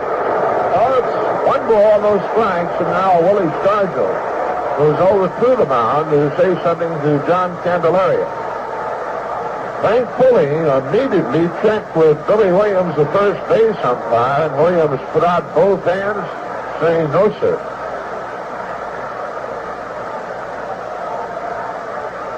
Foster hit an even 300 on the year with 23 home runs, 78 RBI. 1-0 the count. They wait on Foster to get into the batter's box. And now George is set. Candelaria looks into Sanguian. George just a step forward. Left, the pitch. Swung on and missed, and it's 1-1. John Candelaria really putting on a performance here tonight. He struck out 12, has allowed the Reds just 1 hit, and that being Dave Concepcion's home run in the 2nd inning. He's on deck.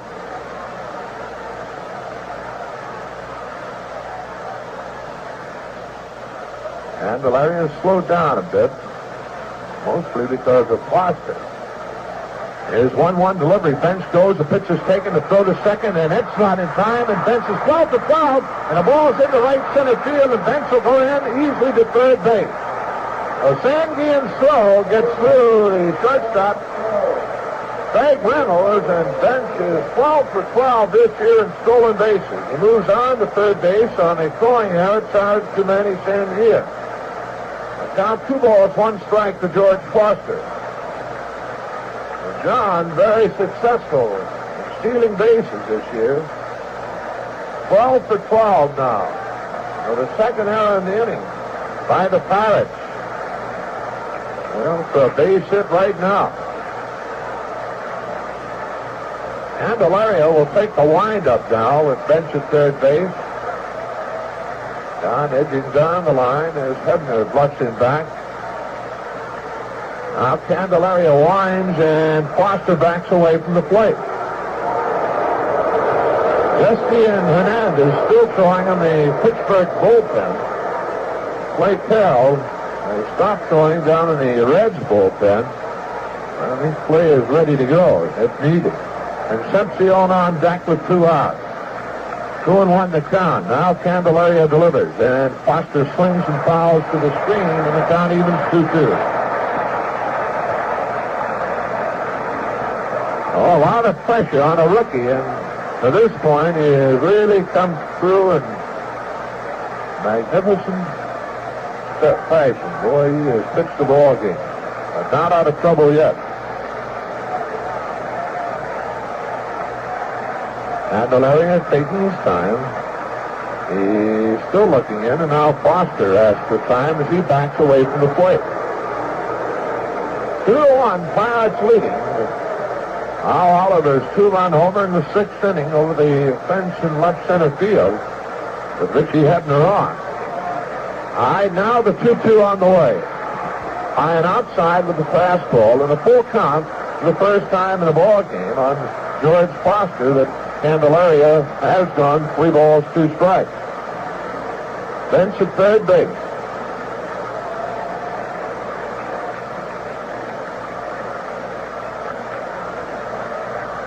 Candelaria, 3-2 with Foster, 2 away. Now Foster backs away from the plate again. George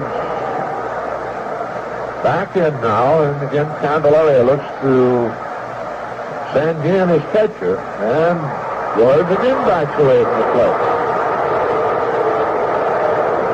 Well, George getting the crowd excited here at Three Rivers. All right, Foster back in. Candeleria into the line and delivers.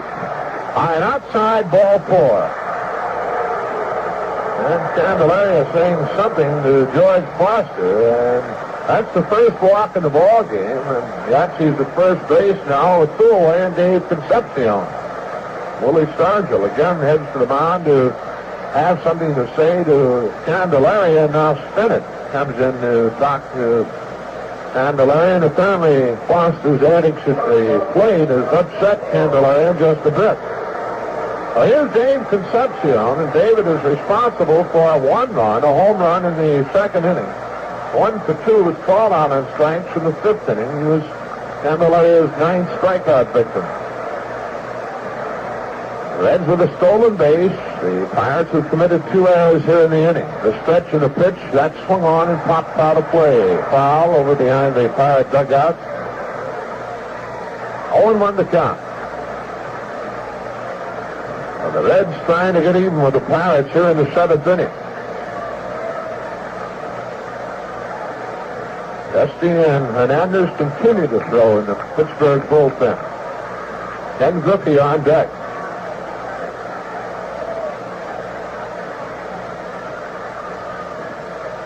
Outfield is straight away. Foster leads at first, bench at third, the pitch. Swung on, bouncer up the middle, Stennett is there. He has it, goes to the bag, and the first to Foster, and that's it for the Reds. So in the inning, no runs, no hits. There are 2 Pirate errors, and 2 runners left on base, and at the middle of the 7th, it's the Pirates 2, the Reds 1. Well, a new pitcher for the Reds, it's Clay Carroll, and for Clay, this will be his first appearance in the championship series. On the year, Clay appeared in 56 games, winning 7 and losing 5, with a .263 earned run average. He will face Richie Zisk, Manny Sanguin, and Craig Reynolds here in the 7th inning. The Reds trailing 2-1. Reds with just 1 hit off John Candeleria through 7 innings. Gary Nolan worked 6 innings, allowed 5 hits, struck out 5, did not walk anyone, and both runs earned runs. Well, John Candeleria has been just super here tonight. Well, we got 2 more punches at him. Right now, we got to get the Pirates out. As Richie Zisk steps in, Zisk is 1 for 2, singled his last time up to center field. Carroll's first pitch is outside and off the middle. Johnny Bench to the backstop, 0-1. Gary Nolan pitching very good baseball tonight. Right now we trail 1-0 delivery up high with a fastball and 2-0.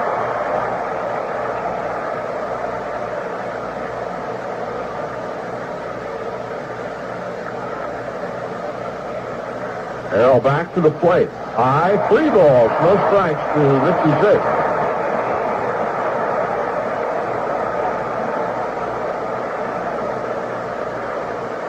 Johnny Bench to the mound to talk with Carroll. Now heading back to the plate.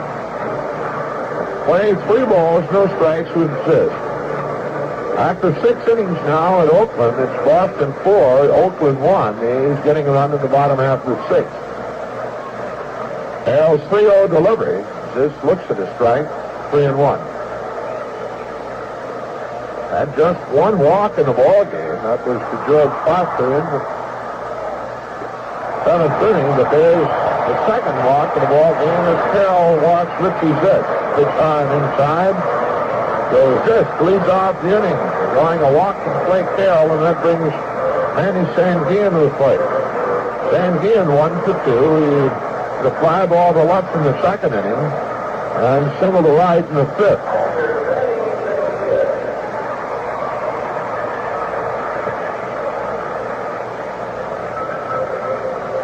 Richie Zisk at first base.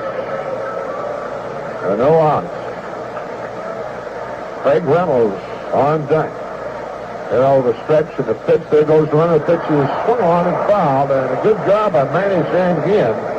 A hit and run, and Manny actually jumped almost across the plate to get a piece of that ball. 0-1 to count to Manny Sanguin. The most like that you have in a regular season game is 13 on June 26th basis in the Chicago Cubs. It's tied for the second time in the league. Number 2 goes with San Francisco at 14 and they've already 0-1 to count. This leads at first, the stretch. And the pitch. That swung on, little chopper to the mound. Carroll up, he throws on to Perez. They get Sanguin. The move to second base is Richie Zisk. Ball about halfway out to the mound, Clay fielded and threw to Perez. So one away, and Zisk now at second base, and that'll bring Craig Reynolds to the plate for the first time. Tavares was hit for in the fifth inning by Ed Kirkpatrick, and Reynolds went into the game at shortstop in the sixth.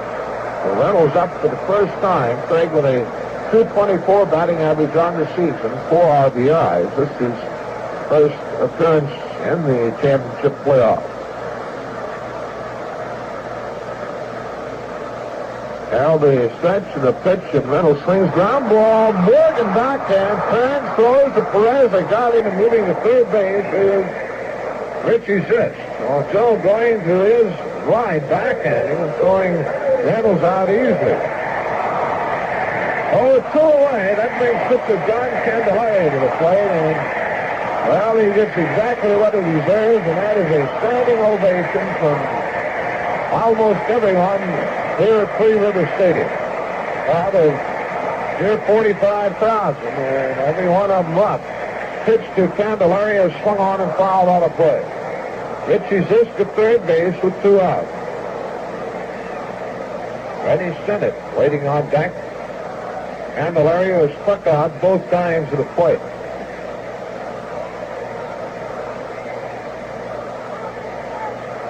Carroll into the line and delivered. That swung on and fouled at the plate, and count 0-2. Well, Boston did not score in the 7th inning. They lead the A's 4-1. Oakland at bat now in the bottom half of the 7th.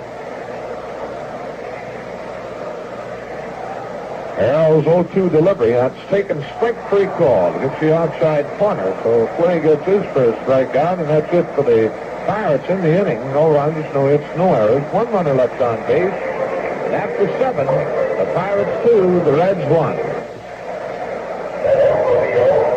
Well, we've gone through 7. The Reds a run on just 1 hit, no errors. The Pirates 2 runs, 5 hits, and 2 errors. Kenny Griffey to lead it off in the 8th, and back to the action. Here's Marty. Okay, Joe, Griffey tonight is 0 for 2. He struck out 1 of 12 that Candeleria has had up to this point. That came in the second, a called third strike, and then he bounced out to shortstop in the 5th. Candeleria season high at strikeouts in 1 game 13 against the Chicago Cubs.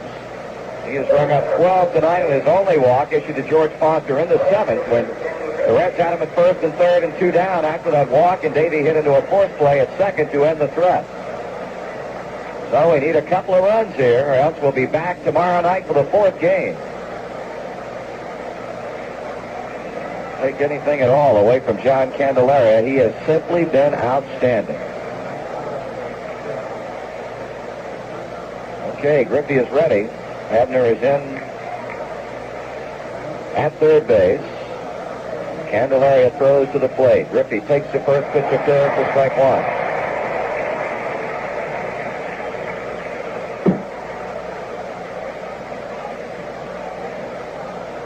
Other than Concepcion's home run, the Reds have not had anything remotely resembling another base hit. Geronimo on deck, and then the pitcher Carroll scheduled to hit, but Will McInerney is losing in the Cincinnati bullpen. Griffey takes the pitch down and away, 1-1.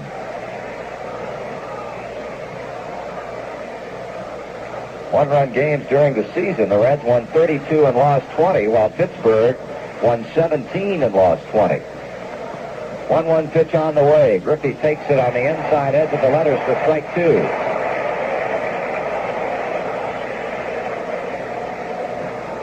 don't make it easy for him the rest of the way. Let's take our hats up there. 1 ball and 2 strikes to Ken Griffey, leading off the Cincinnati 8th inning, with the Pirates out in front of the game 2-1. Hebner still remaining in at third, but is back maybe a step or two.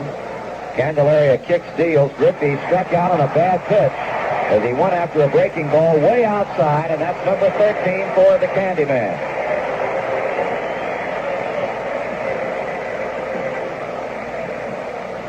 Candeleria, 15 strikeouts, tying him with Tom Seaver for the National League Championship Series record for 1 game. That strikeout ties Candeleria for the National League Championship Series record. Tom Seaver also had 13 strikeouts in a game. Geronimo swings and misses a up fastball up. He's been up twice. He has struck out twice. Joe Coleman has 14 strikeouts for the Tigers in the American League against Oakland in 72. That's a major league record. He swings and misses at that pitch and lost his bat as it rolls out behind the mound. 0-2 the count on Geronimo. Merv Redmond has moved on deck to bat for Clay Carroll. Alex Gramis goes out to retrieve the bat from his third base coaching box spot.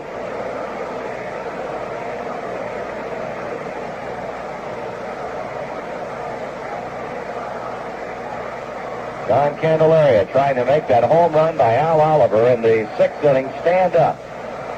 Give the Pirates their first win in this series. Strike 2 on Geronimo. He's ready and throwing, and that is strike 3 call. So that strikeout ties the Major League Championship Series record as he has picked up his 14th. That'll bring up Merv Redmond with 2 down. Merv, a pinch hitter in Sunday's game, and a fly ball to deep right field. During the year, batted .239 with 2 homers and 19 runs batted in. Still, the Reds with only 1 hit. The Concepcion home run in the 2nd. Candeleria to the plate. Redmond takes it high and inside, a ball. So we'll have a new pitcher when the Pirates come to bat in the bottom of the inning, and that'll be left-hander Will McInerney. Pirates have had 5 hits. All of them off the starter Gary Nolan, who went the first 6. 2 balls and no strikes on Merv. There's the attendance. There's the attendance. 46,355. 46. Well, the attendance tonight, 46,355, which is more than the Pirate front office had expected to have. And Redmond now is a pitch away from getting a walk, as Candeleria has fallen behind at 3-0. Only in 1 inning has the Pirate bullpen been active. That was in the 7th when Justy and Hernandez were throwing. Redmond trying to get on with 2 down for Pete Rose. Here comes the 3-0 delivery. And that is ball 4 high, and Merv is on with Candeleria's 2nd walk. Here's the line on foul. Pete is due. He has struck out, fly to right, and lined out to right field. Somebody's going to get up to begin throwing in the Pirate bullpen. It looks like Dave Justy will start. At the field, he's going to be joined again by the left-hander, Ramon Hernandez. We have not seen either of them in this series. The Reds have won by such lopsided scores in the first 2 games. Their services were not needed. Redmond leading at first base. Candeleria pitches to Rose. One out, fly ball, left field. Well hit. It's got a chance. The Reds go out in front, 3-2.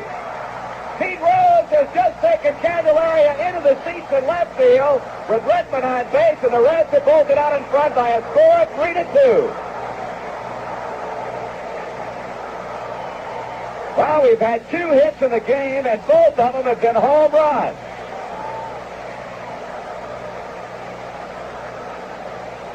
Well, Candeleria finds himself down for the 2nd time tonight as Rose really got into one.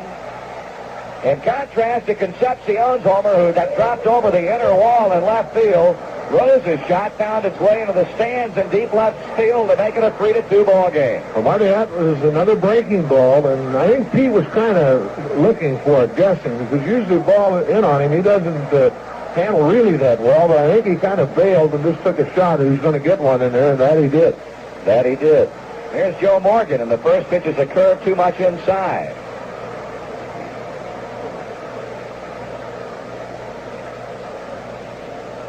Joe has struck out, fly to left, pop to second. Candeleria has been highly successful. Swung on, fly ball hit down the right field line. That ball is going to be in for a base hit. It bounds over the fence, and Joe will go to second base with a stand-up ground rule double. The eighth inning has been an amazing inning for Candeleria against Cincinnati. It has been a bad luck inning in every game he has pitched against us. And now Don Osborne, the pitching coach for the Pittsburgh Pirates, is on his way to the mound. Dave Justy is up throwing in the Pirate bullpen, a right-hander, and you've got Johnny Bench coming to the plate, and we may well see a pitching change right here. We can think back on both games in which Candeleria has faced us, and as we pointed out, in both eighth innings of those two games, Perez hit home runs against him, once in Cincinnati to beat him, the other here to put us briefly out in front before the Pirates came back. And now tonight in the eighth, after Griffey and Geronimo had struck out, Retman pinch hitting for Carroll, got a walk, and Pete Rose hit one into the seats in left field to make it 3-2, and Morgan is double to right. The call has gone down to the Pirate bullpen for right-hander Dave Justy. So here at Three River Stadium in Pittsburgh, we've got a break in the action.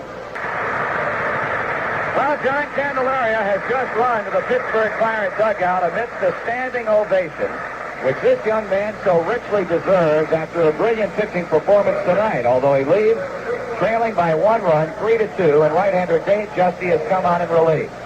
Now we'd like to pass along a message for the fans back in Cincinnati and hope that we can again use it in our post-game celebration, if that be the case tonight. Fans are advised not to go to the airport in the event that this championship series is decided tonight to meet the team. The team will not be seen at all at the airport. The Reds will go directly to Fountain Square, where a welcome home ceremony is planned. There will be a band on the square shortly after the game if the Reds win this game. Fans are invited to head downtown and join the fun. Reds will probably get downtown about 2 or 2:30 in the morning. WLW Radio will be keeping fans posted on the goings-on at the square and on the arrival of the team. So again, we'll remind you that if you want to greet the Reds when they return home, if we clinch this league championship series tonight, there will be a welcome home ceremony at Fountain Square sometime after 2 o'clock. Again, we'll be using this in the post-game wrap-up if we win this ball game. And right now, we've got a 1-run lead. We've got a new Pittsburgh pitcher in right-hander Dave Justy. And he is on to work to Johnny Bench with Joe Morgan at second base. 2 runs in and 2 men out. Bench is also due. He has struck out twice and reached on a throwing error by shortstop Craig Reynolds. Justy checks Morgan. He delivers, and Bench takes it outside, ball 1. During the year, Justy was 5-4. In 61 relief appearances, he had a .293 earned run average and saved 17 games for Pittsburgh. But, of course, not in a saving situation by any stretch of the imagination tonight. A base hit of any distance means another Reds run. Stennett playing games with Morgan. The 1-0 to Bench. Swung on a looper into right field, but it's going to hang up long enough for Parker to get there, and the side retired. To Cincinnati in the 8th inning, 2 runs on 2 base hits. No errors and 1 man left on. And after 7 1/2, the Reds 3 and the Pirates 2.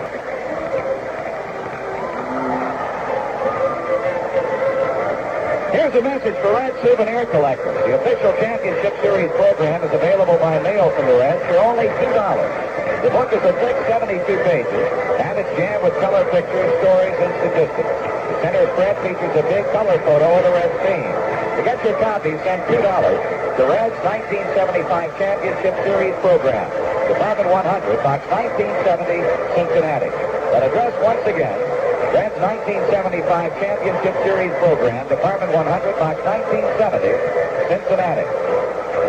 Well, it's the bottom of the 8th inning, and another pitcher is on for the Cincinnati Reds in the left-hander, Will McInerney.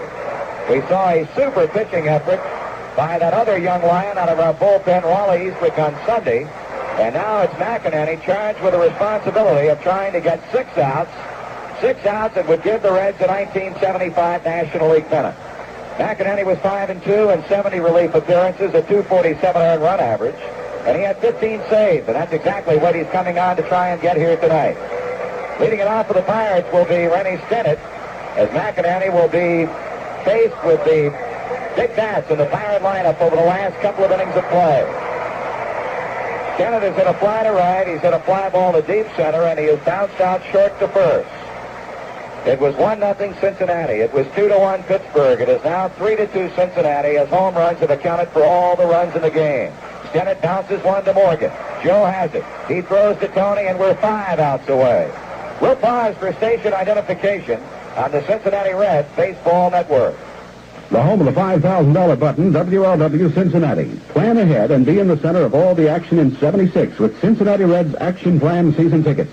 For information and details, call or write the Reds Season Sales Office.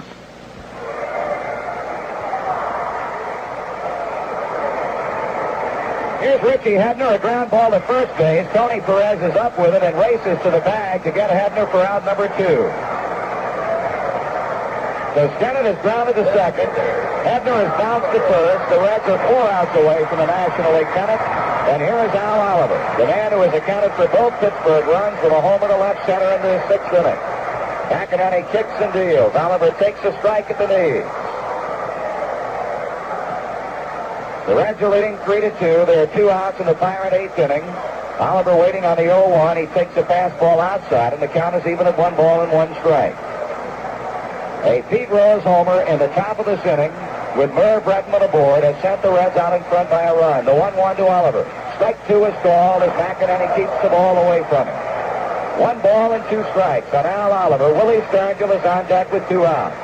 The Reds outfield is straight away. Mack back to the plate. Ground ball hit to second. Morgan has it. He throws to first, and we're 3 outs away from the National League pennant as the Pirates have gone out in order here in the 8th inning.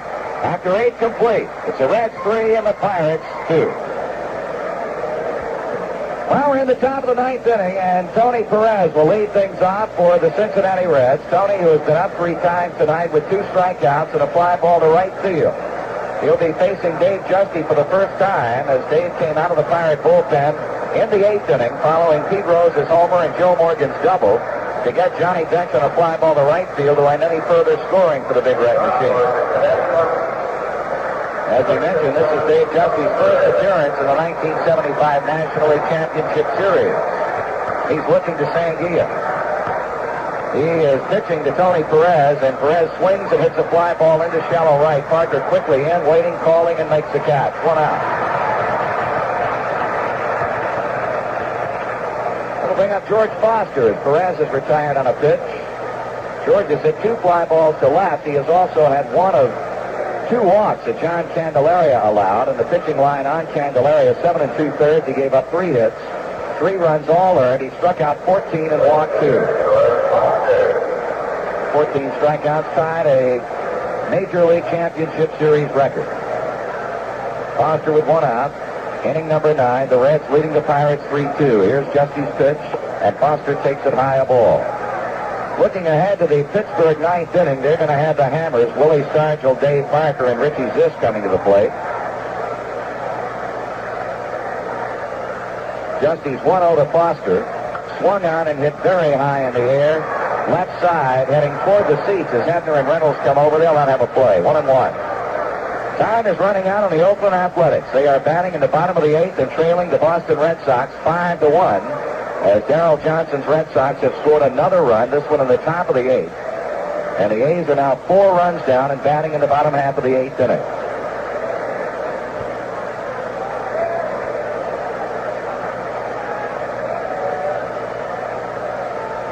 Concepcion is on deck. Justy's 1-1. Foster takes it low and outside. 2 balls and 1 strike.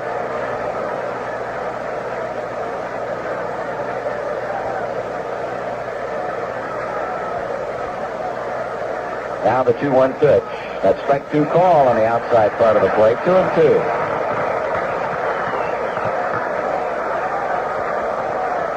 This has been a truly outstanding game. By far the best game of any of the 3 that have been played yet. First 2 games, runaways for Cincinnati. But this one has really been something to behold. Foster shoots 1 foul and out of play. Count stays at 2 balls and 2 strikes. Gary Nolan off the hook on Pete Rose's 8th inning home run. The man who can win this game, if things continue as they are right now, would be Clay Carroll. Redmond hit for him in the 8th and then Rose homered to give the Reds a 1-run lead. Justy is even with Foster, 2 balls and 2 strikes with 1 man out. Concepcion will hit next. Justy taking his time. Now the veteran rocks, kicks, and deals. Foster swings and misses. Justy has his first strikeout, and that's a 15th, recorded by Pittsburgh pitching tonight. 2 away.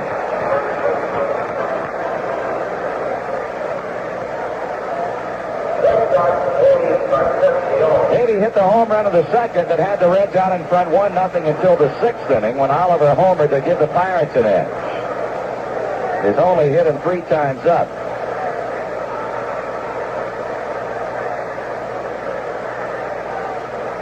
Justy trying to retire the Reds in order in the 9th. He delivers. David takes ball 1 low and outside. Both bullpens, well, we were going to say quiet. The Pirate bullpen is, but right-hander Raleigh Eastwood is loosening for Cincinnati. That would certainly cause speculation as far as the Pirate 9th. Strike to him, 1-1, because the first 2 hitters, Stargell and Parker, are left-handed batters.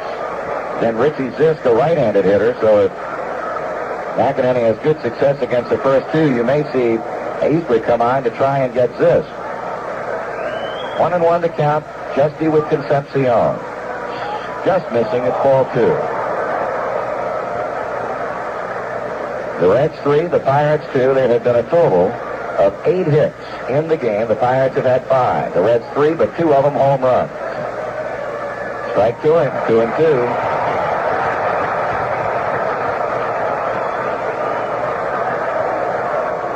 $46,355 here at Three River Stadium tonight. Davey batting with 2 out and the bases empty. Justy throwing to break-even pitch plate where Concepcion fouls it to the screen. And the count stays at 2 balls and 2 strikes.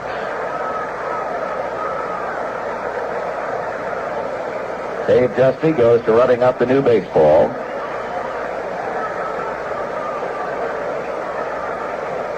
Now comes back on top of the pitching mound, goes to the rosin bag. Concepcion back in the batter's box. Taking off the Sanguian sign.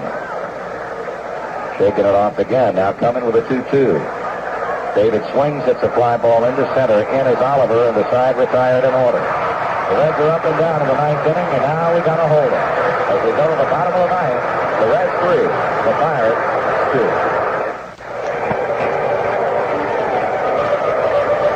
This is it. We're in the bottom of the 9th inning, and this Three River Stadium crowd is trying to get the Bucks going. They need 1 run to tie. They need 2 runs to send it to a 4th game, and Paul McEnany, who pitched super 8th inning baseball to get Stan Hefner and Oliver, 3 pretty tough hitters, on ground ball. It'll be Willie Stargell to begin the 9th. He has struck out. He has popped the 3rd, and he has struck out again. Left-hander against left-hander. The defense pulling around well to the right. Concepcion maybe 5 steps from playing Stargell dead up the middle. Morgan midway between 1st and 2nd behind the back white line. Here's McEnany's pitch, and Stargell takes strike 1 to begin the 9th inning. Raleigh Eastwick still leisurely throwing in the Cincinnati bullpen. Frank Pulley now calling time and looking out toward the right side, and well, now Johnny Bench, who was up out of the crowd, situates himself back behind the plate. McEnany has the sign. The 0-1 pitch to Stargell. Low and outside, it's 1-1.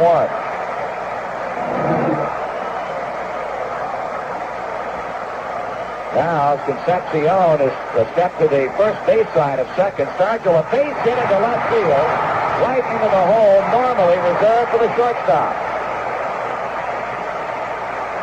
Well, the Pirates are coming out battling here in the 9th inning as Stargell singles to left.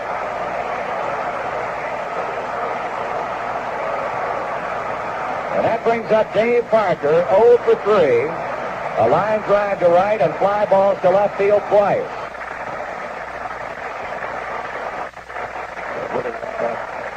Willie Randolph is coming in at first base to run for Willie Stargell.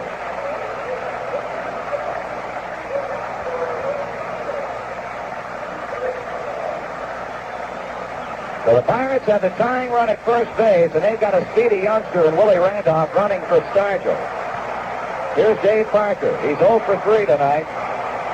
The infield, a double play depth. McEnany with a look in, and the pitch. Parker swings and fouls. Strike one as the ball bounds into the Pirate dugout. There has not been a double play turn tonight, and boy, what a good time for one right now. The Reds 3, the Pirates 2. Ninth inning, Randolph at first. McEnany's 0-1 to Parker. Swung on and fouled again at strike 2. You've got Richie Zisk on deck. As we mentioned, while the Reds were hitting in the ninth, he's a right-handed batter, and you've got Eastwick, who has been throwing now for the better part of an inning in the Cincinnati bullpen down the left field line. It is pandemonium here at Three Rivers. The two-strike pitch to Parker. See, got around on it. That's strike 3, and that's one out here in the ninth inning. Now Sparky Anderson is on his way to the mound, and I would imagine that he's going to call on Wally Eastwick right now. A big out as Parker tried to check his swing, but could not do it. And now a real meeting on the mound involving everybody in the infield, with the exception of Tony Perez, and Sparky has called for Wally Eastwick. So Will McEnany goes an inning and 1/3, allows a base hit, and picks up a big strikeout.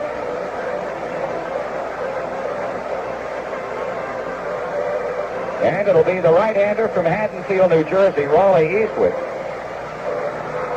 who, as you know, pitched 3 innings of one-hit shutout baseball Sunday to record the only save that we have witnessed so far in this series. So Will McEnany goes an inning and 1/3, allows a base hit, and picks up a big strikeout.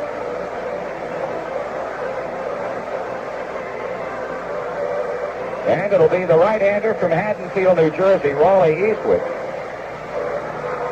who, as you know, pitched 3 innings of one-hit shutout baseball Sunday to record the only save that we have witnessed so far in this series.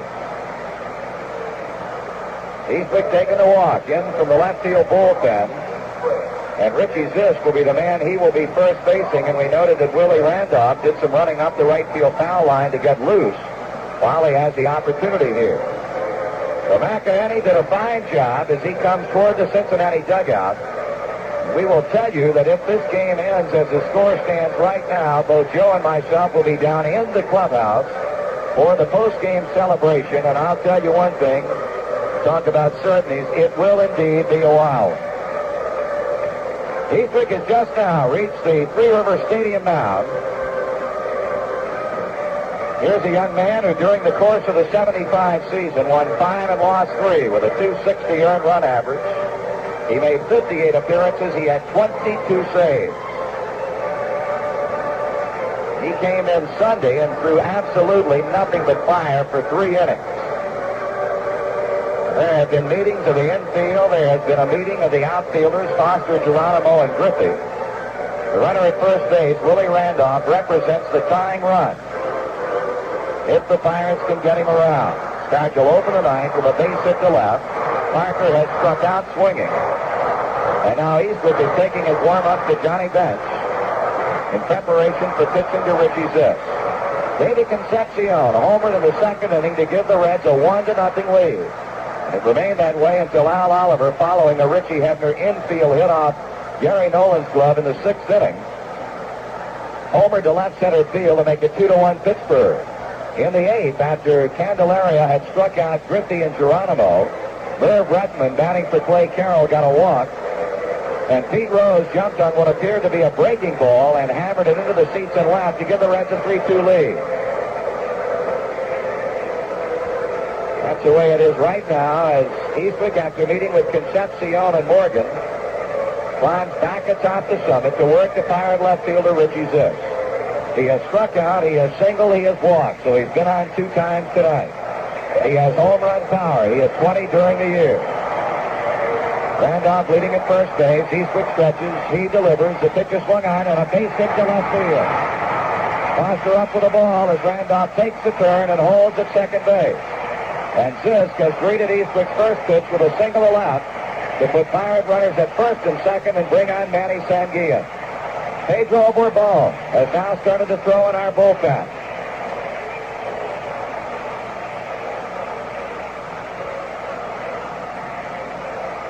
The Bucks are trying to pull it out as they've had 2 singles in the ninth, and in between a strikeout of Parker. Sanguillen 1 for 3, a base hit to right in the 5th. Eastwick studies the sign. He checks Randolph. He delivers to Sanguillen. Swung on and fouled into the seats back behind the Pirate dugout. Strike 1.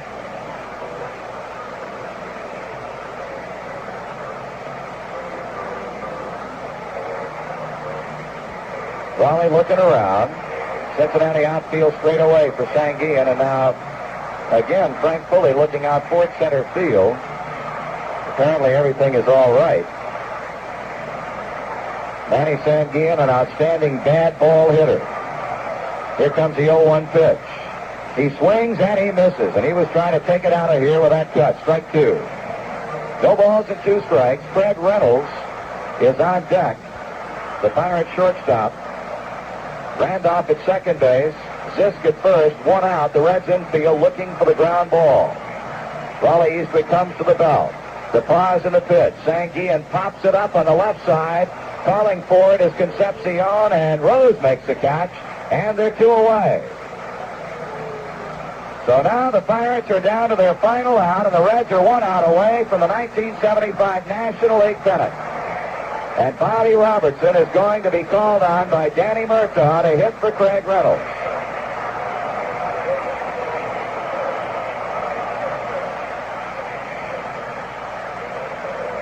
Bob Robertson, the man who will come to the plate and try and keep the 9th inning alive and try to get somebody across here.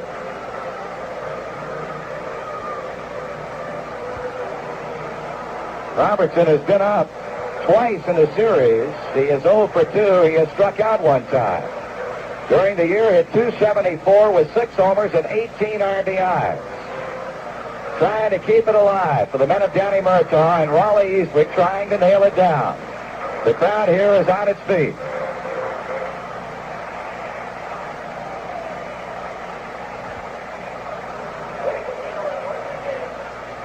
So Robertson, a right-handed batter, stepping in. Eastwick windmilling his right arm, and now 3 or 4 umpires calling timeout as apparently some fans out in left and right center are throwing things out on the field, and the appropriate announcement has just been made. Robertson standing off to the left of the plate, taking his cuts. The Reds are 1 man away from winning the 1975 National League pennant and going on into the World Series to meet, apparently at this point, the Boston Red Sox in the series that would get underway at Fenway Park on Saturday afternoon. But the A's have scored 2 in the bottom half of the 8th inning and now trail that one 5-3. Now, the focal point of interest. Raleigh Eastwick, a rookie, and Bob Robertson, a veteran. And again, time is called as again something has been thrown out of the seats in right center field. Credit the umpires in making sure everything is of the optimum condition before Eastwick delivers to Robertson. The tying run at second, the go-ahead run and winning run at first base in Richie Zisk, and Bob Robertson, the man charged with the responsibility of, in the least, trying to keep the 9th inning alive for Pittsburgh. Here's Eastwick's stretch. Here's a pitch to the plate. It is taken inside, ball 1. Raleigh came on to face Zisk. He gave up a base hit to left. Sanguillen popped to Rose. Robertson waiting. Here comes the 1-0 to the plate. Swung on and missed, and the count evens at 1 ball and 1 strike. Pedro Bourbon still loosening in the Reds bullpen. It's 3-2 Cincinnati with 2 out and 2 out on the Pirate 9th. Eastwick looking into bench. He goes to the belt. The 1-1 to Robertson is inside. It's ball 2. It bounds away from Johnny Bench, but not far enough to allow anybody to advance. 2 balls and 1 strike. Should Robertson get on, we'd have another pinch hitter for the pitcher, Dave Justy. Nobody as yet has moved on deck, although Justy is doing so right now. 2 balls and a strike. Eastwick against Robertson. The next pitch coming to the plate. Swung on and missed. It is 2 balls and 2 strikes as Robertson picks it foul and Bench hangs on. So the Reds are now a strike away from the 75 National League pennant. Robertson away from the plate. He moves back in. Randolph taking his lead at second. Zisk at first. Eastwick looking down the bench, who hangs aside. The stretch and the pitch, and it's up high, and it's a full count. So with 2 out here in the Pirate ninth inning, Eastwick has gone as far as he can go with Bob Robertson. The runners will be on the move. Foster is deep in left. Geronimo shading him toward left center. Big gap at right center for Bob Robertson. He's back out. He's back in. 3-2. The stretch by Eastwick to pitch, and it is hit.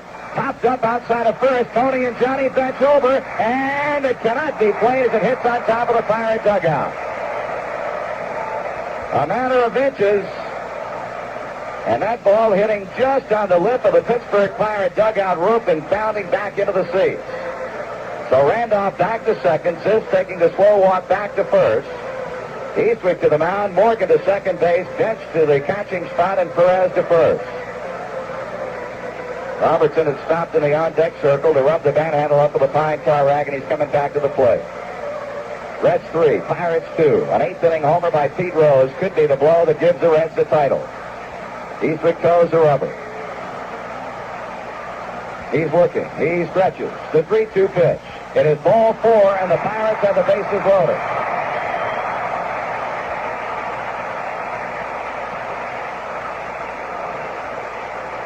Wally Eastwick missed high with a fastball that fills the bases with Pirates. And Duffy Dyer will be the pinch hitter for Dave Justy.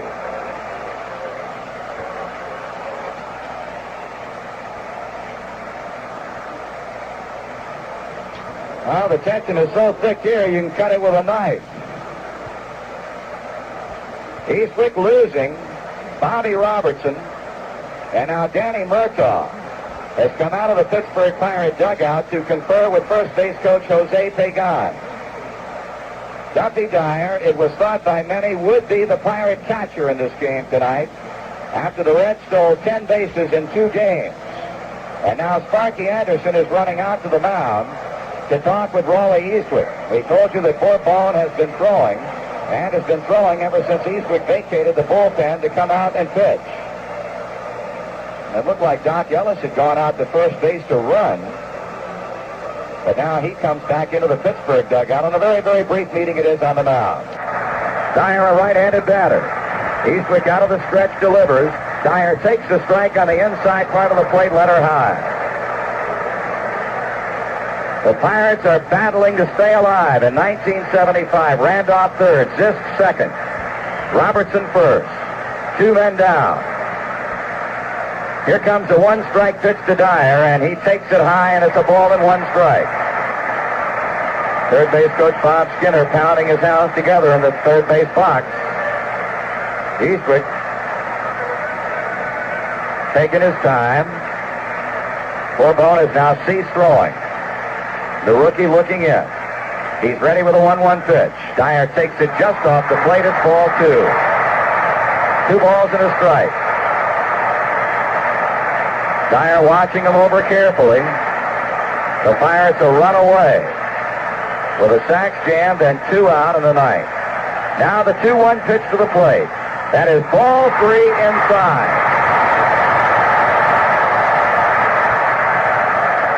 And Raleigh Eastwick is a pitch away from walking in the tying run. Dyer taking a look at Bob Skinner, now steps away from the plate. Rennie Stennett is on deck, a walk here, and we've got a tie game. 3-1, the count on Dyer, and here's the next pitch. That is strike 2 call. So again, Eastwick has gone full on a Pirate batter. He was 3-2 on Robertson. He walked him, missing high with a fastball, and now 3-2 on Dyer. Here comes the payoff pitch. It is ball 4, and the Pirates have tied it up. Raleigh Eastwick missed low and away to walk Dyer and force in Willie Randolph with a tying run.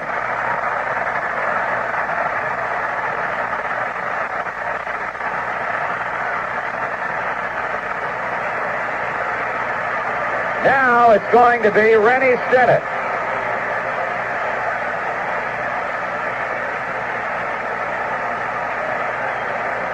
as Eastwick has given them a run the easy way. Walking Dyer with the bases loaded to force in the tying run. And now Rennie Stennett will see what he can do about winning the game for the Pirates. He's 0 for 4 tonight.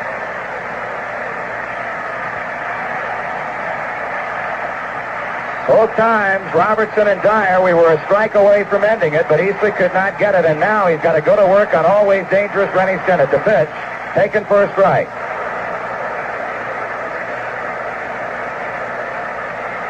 Now we've got to hope this one will go to extra innings.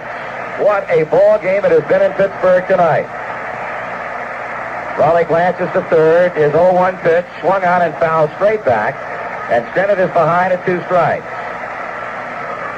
The only man that counts now in the Pirates' scheme of things is Richie Zisk. If they get him home, they have come from behind to win it. A 2-strike count on Stennett as Eastwick kicks and deals, and he takes it high, a fastball.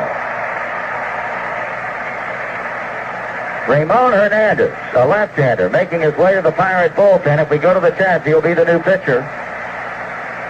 1-2 it is on Rennie Stennett. Bases loaded, 2 out. Pitch from Eastwick, swung on and fouled away.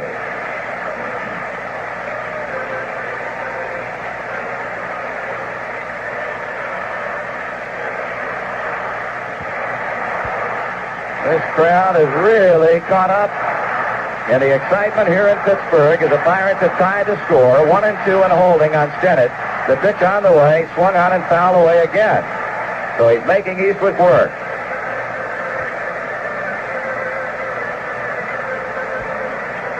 Plate umpire Frank Foley getting a new supply of baseballs.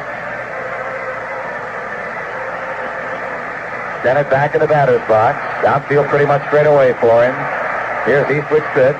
It is swung on and popped in the air into right center field. Geronimo coming in. He's calling for it, and this game will go to extra innings. Here in the 9th inning, Pittsburgh gets that all-important tying run on 2 hits, no errors with 3 men left on. And after 9 complete, in Game 3 of the 1975 National League Championship Series, the Reds 3, the Pirates 3.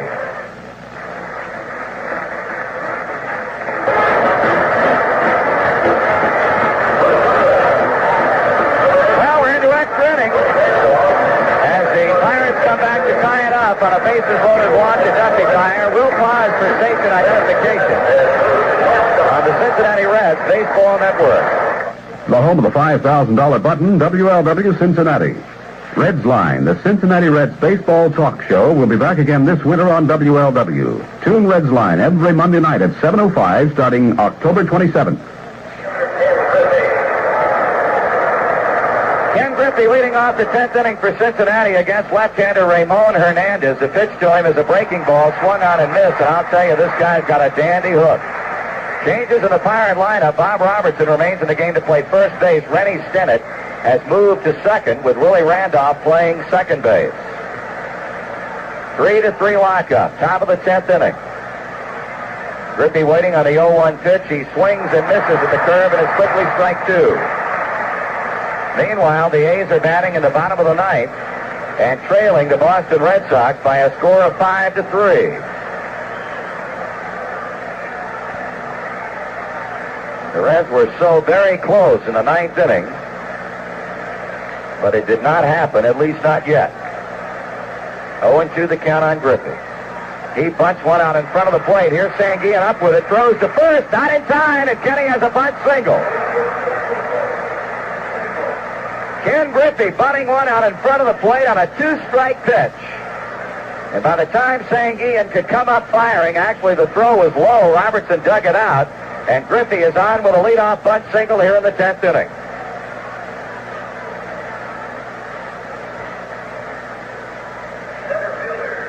Now it'll be Cesar Geronimo, who's been up 3 times and has struck out 3 times. Pedro Bourbon has gone back to throwing in the Cincinnati bullpen. Hebner looking for the bunt attempt. Here's Hernandez's pitch, and it's taken wide, a breaking ball that goes in and out of Sanguillen's mitt. In extra inning games during the season, the Pirates were 4-7. The Reds won 11 and lost 4.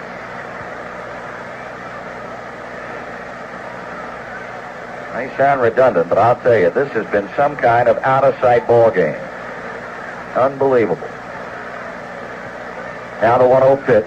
Geronimo bunts it foul along the third baseline, and it's 1 ball and 1 strike. Ed Armbruster has stepped into the on-deck circle to bat for Raleigh Eastwick.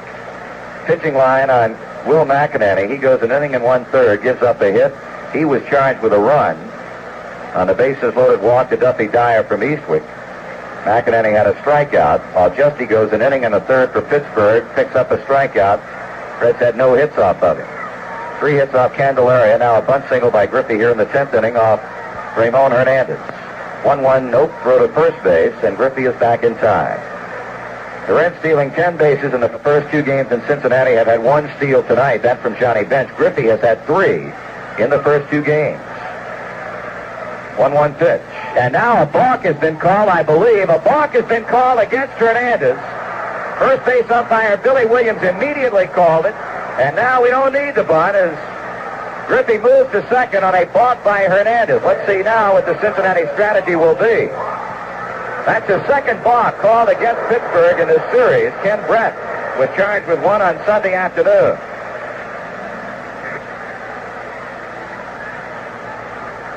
Now will we see Geronimo trying to put a bunt down to get Griffey to third and force the infield in?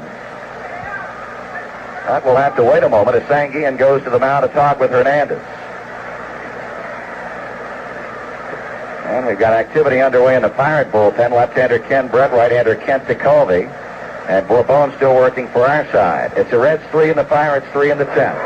Griffey bunted to begin the inning. He's moved to second on a Hernandez balk.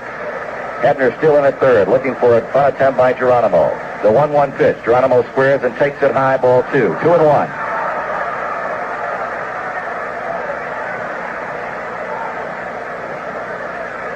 Nobody out in the top of the 10th. As far as Pittsburgh is concerned, in the bottom of the inning, they're going to have Hebner, Oliver, and Randolph. Now the 2-1. Nope. Hernandez steps back off the pitching rubber as Rennie Stennett plays games out at shortstop with Ken Griffey. Kenny taking his lead. Hernandez looking that way. Geronimo, he bunts at third base side, and that's a foul ball. So it's 2 balls and 2 strikes.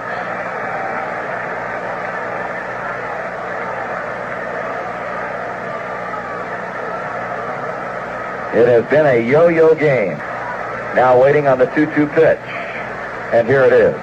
He swings at the ground ball right side. That's going to get the runner to third. Ball bobbled. Recovered in time, Randolph, to get the out. But that's as good as a bunt as Griffey moves to third on the ground ball to the right side of the infield.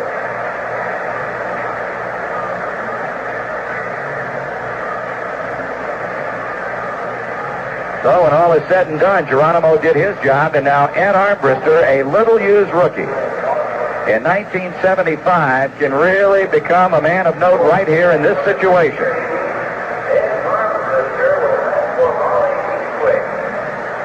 He had 185 and 65 at-bats during the year, had 12 hits, a double, and 2 runs batted in. The Pirate infield is in. Speedy Ken Griffey at third base, representing the go-ahead run, and now Hernandez backs off the mound.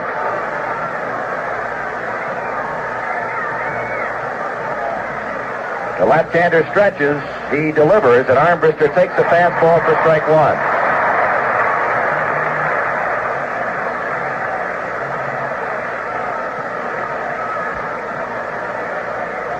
Hernandez comes set. The 0-1 delivery, swung on and hit in the air to center field. That's going to be deep enough to get Griffey in. Here's Oliver with a catch. Here's Kenny tagging. Here comes Oliver's throw. It'll be cut off by Randolph, and we go out in front 4-3. A sacrifice fly to center field by Ed Armbruster, and you cannot ask for any more than that, as he has gotten the go-ahead run across with a fly ball to center to send the Reds out in front by a run. It is all over in Oakland. The Boston Red Sox are the American League champions. They have defeated the A's 5-3. Rick Wise won it. Ken Holtzman lost it 49,358 at the Oakland Alameda Coliseum, and now the Red Sox await the outcome of this series to see who they will face Saturday in the opening game of the World Series. Pete Rose at the plate. A curve misses outside. He was the man who put us out in front of the 8th with a home run to left field off Candeleria. And now the Reds have jumped out in front of the 10th on a fly ball by Armbruster to score Griffey from third. The 1-0 to Pete. That's a fastball for a strike.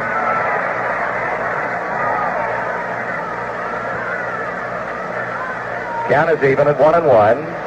Pedro Bourbon coming in from the Cincinnati bullpen. He will be on the mound in the bottom of the inning. 1-1 the count. Rose's homer is only hit in 4 times. It was a big one. The 1-1 pitch. Swung on and looped to right field. That will be a base hit.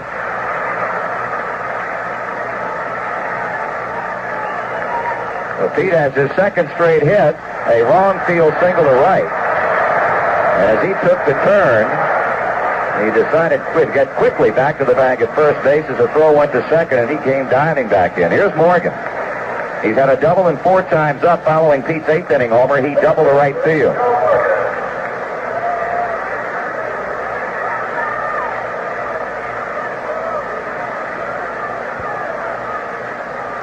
Pete leading at first base. Hernandez delivers. Morgan takes the pitch away from him. Ball 1. The Reds 4, the Pirates 3, 10th inning. Reds now with 5 hits. Morgan takes the pitch high. It's 2 balls and no strikes.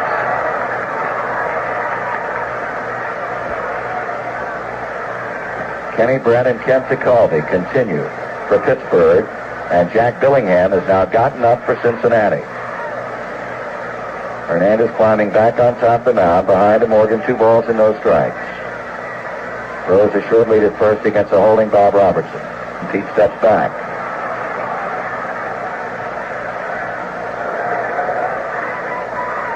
Hernandez directing his attention toward the plate.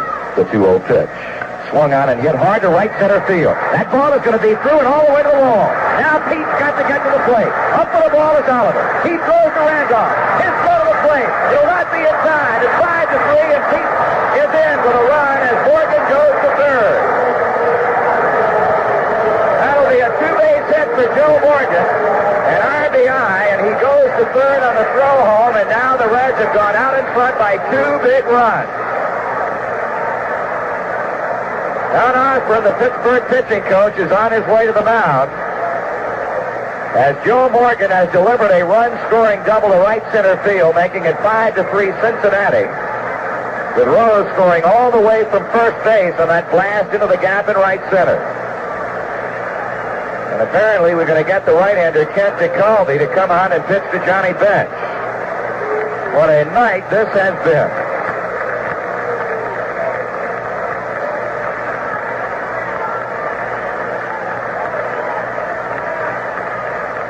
That is all for Ramon Hernandez, as he goes 2/3 of an inning and is rocked with 3 hits, a couple of runs. The first run set up, of course, by his own misdoing, a balk called against him that allowed Ken Griffey to go to second base. And coming in will be the right-hander from Fairfield, Ohio, Kent DeCalvi.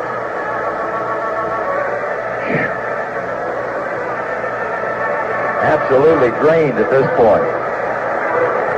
DeCalvi pitched an inning plus Sunday, gave up 3 hits in a run.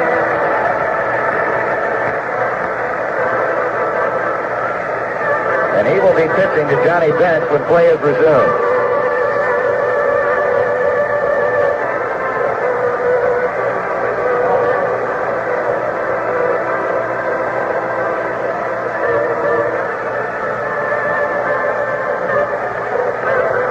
Inning, Ken Griffey opened and was swinging and missing at 2 sweeping breaking pitches from Ramon Hernandez and really fooled him by bunting the 2-strike pitch out in front of the plate and bunting safely for a base hit. He then moved to second when Hernandez was charged with a balk and advanced to third on Geronimo's ground ball to second.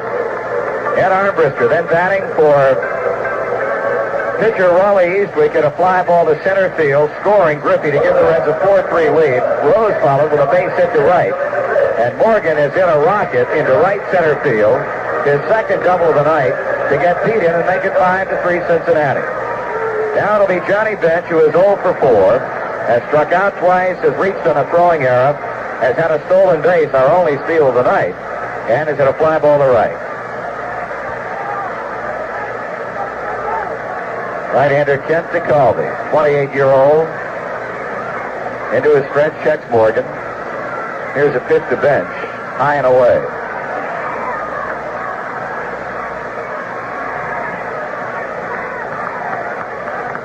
Again, the ninth inning batter, rather the 10th inning batters for Pittsburgh, it'll be Hebner, Oliver, and Randolph. The bench trying to make it 6-3 if he can base hit DeCalvi and get Morgan in. The 1-0 is on the way. And that is a strike on the outside part of the plate, 1-1.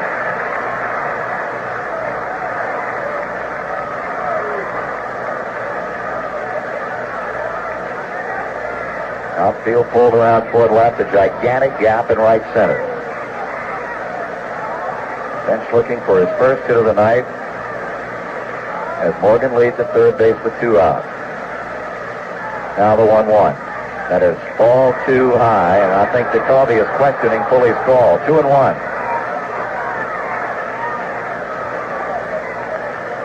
The Pirates staving off elimination, getting a bases-loaded walk to Duffy Dyer in the bottom of the ninth to tie the game.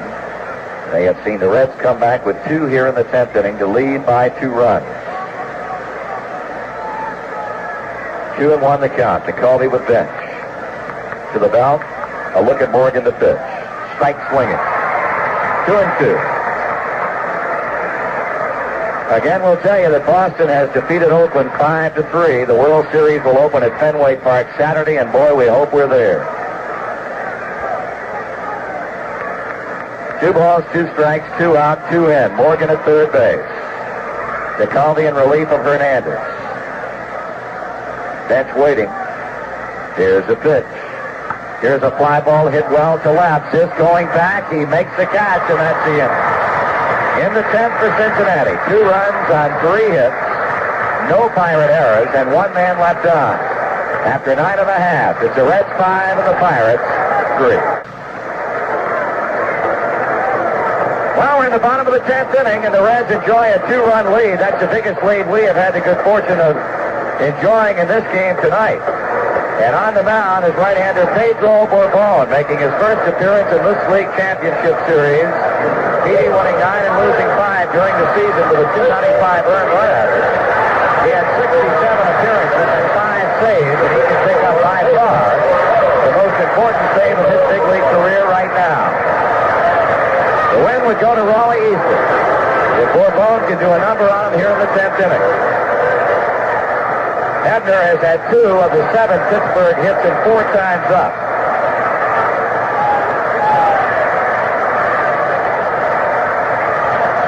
Petey is looking in. He winds and delivers to Hebner, who takes the fastball for a strike. Again, we'll remind you, we will be in the Reds clubhouse for on-the-spot interviews on our 2 post-game shows on most of these same stations. 1 ball and 1 strike. And we will again remind you to stay tuned for that message we passed along earlier concerning what will be going on in Cincinnati should the Reds win here tonight. Swing and a missed strike 2. We will tell you that fans are not advised to go to the airport to meet the team because the team will not even come through the terminal. They will board buses right on the runway and go directly downtown to Fountain Square. Here's swing and a miss, and Hebner is struck out. 1 out of the home 10th inning as Pedro Bourbon has just blown Richie Hebner away with a screaming ball, and here's Al Oliver. Oliver's had a hit, a 2-run homer, and 4 times up. Pitches outside, ball 1. The Reds are 2 outs away from the league championship of 1975. Ground ball to second. Morgan has it. He throws to Tony. They're 2 out. And now we need 1 more. It is 5-3 Cincinnati with 2 out and the base is empty in the bottom of the 10th inning. The Reds are out away from winning the National League pennant and out away from sweeping the Pirates in 3 straight games. Randolph, right-handed batting rookie infielder. Petey looking for the sign. He kicks and deals. The pitch is hit to Morgan. He's up. He throws to Tony. And the 1975 pennant belongs to the Reds.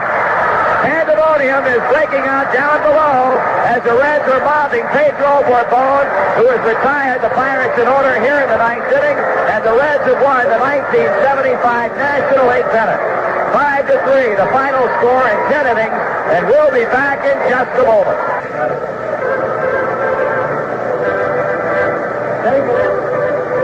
Well, it's all over here in Pittsburgh as the Reds have won the 1975 National League pennant by sweeping the Pittsburgh Pirates in 3 straight, winning here tonight by a final score of 5-3 as the Reds are up for 2 10th-inning runs. The winning run driven home on a sacrifice fly by rookie outfielder Ed Armbrister, scoring Kenny Griffey, and then the insurance run following a base hit by Pete Rose, a double to right center by Joe Morgan. The winning pitcher, Raleigh Eastwick, the loser, Ramon Hernandez, and a save for Borbon, who 1-2-3 the Bucks in the 10th inning. 5 runs, 6 hits, no errors, with 4 left on. The great big winning numbers for Cincinnati. 3 runs, 7 hits, 2 errors, and 7 left on for Pittsburgh. And now for Cincinnati, it's on to the 1975 World Series that'll open Saturday afternoon at Fenway Park against Darrell Johnson's Boston Red Sox. And boy, the Reds left no doubt that as far as the National League is concerned, they are indeed the finest ball club in the senior circuit of Major League Baseball. An important message for fans back in Cincinnati, because after the Reds tear the clubhouse apart here in Three Rivers, they're going to be doing it all over again at Fountain Square in Cincinnati about 2 or 2:30 this morning, and we'll have that information for you in just a moment. Well, we'll hold it right here, and again, we'll pass along the information that fans are advised not to go to the airport to meet the team. The team will not be seen at the airport. There will be a band on the square shortly after the game if the Reds, of course, wrapped it up here tonight, and so that is a certainty in Cincinnati tonight. Fans are invited to head downtown and join the fun. The Reds will probably get downtown about 2 or 2:30 in the morning. WLW Radio will be keeping fans posted on the goings-on at the square and on the arrival of the team. So again, we'll remind you that if you want to greet the Reds when they return home, there will be a welcome home ceremony at Fountain Square sometime after 2 a.m. tomorrow morning, and we urge you to avoid the airport and join the fun on Fountain Square. This broadcast is authorized under broadcasting rights granted by Cincinnati Reds Incorporated, solely for the entertainment of our listening audience.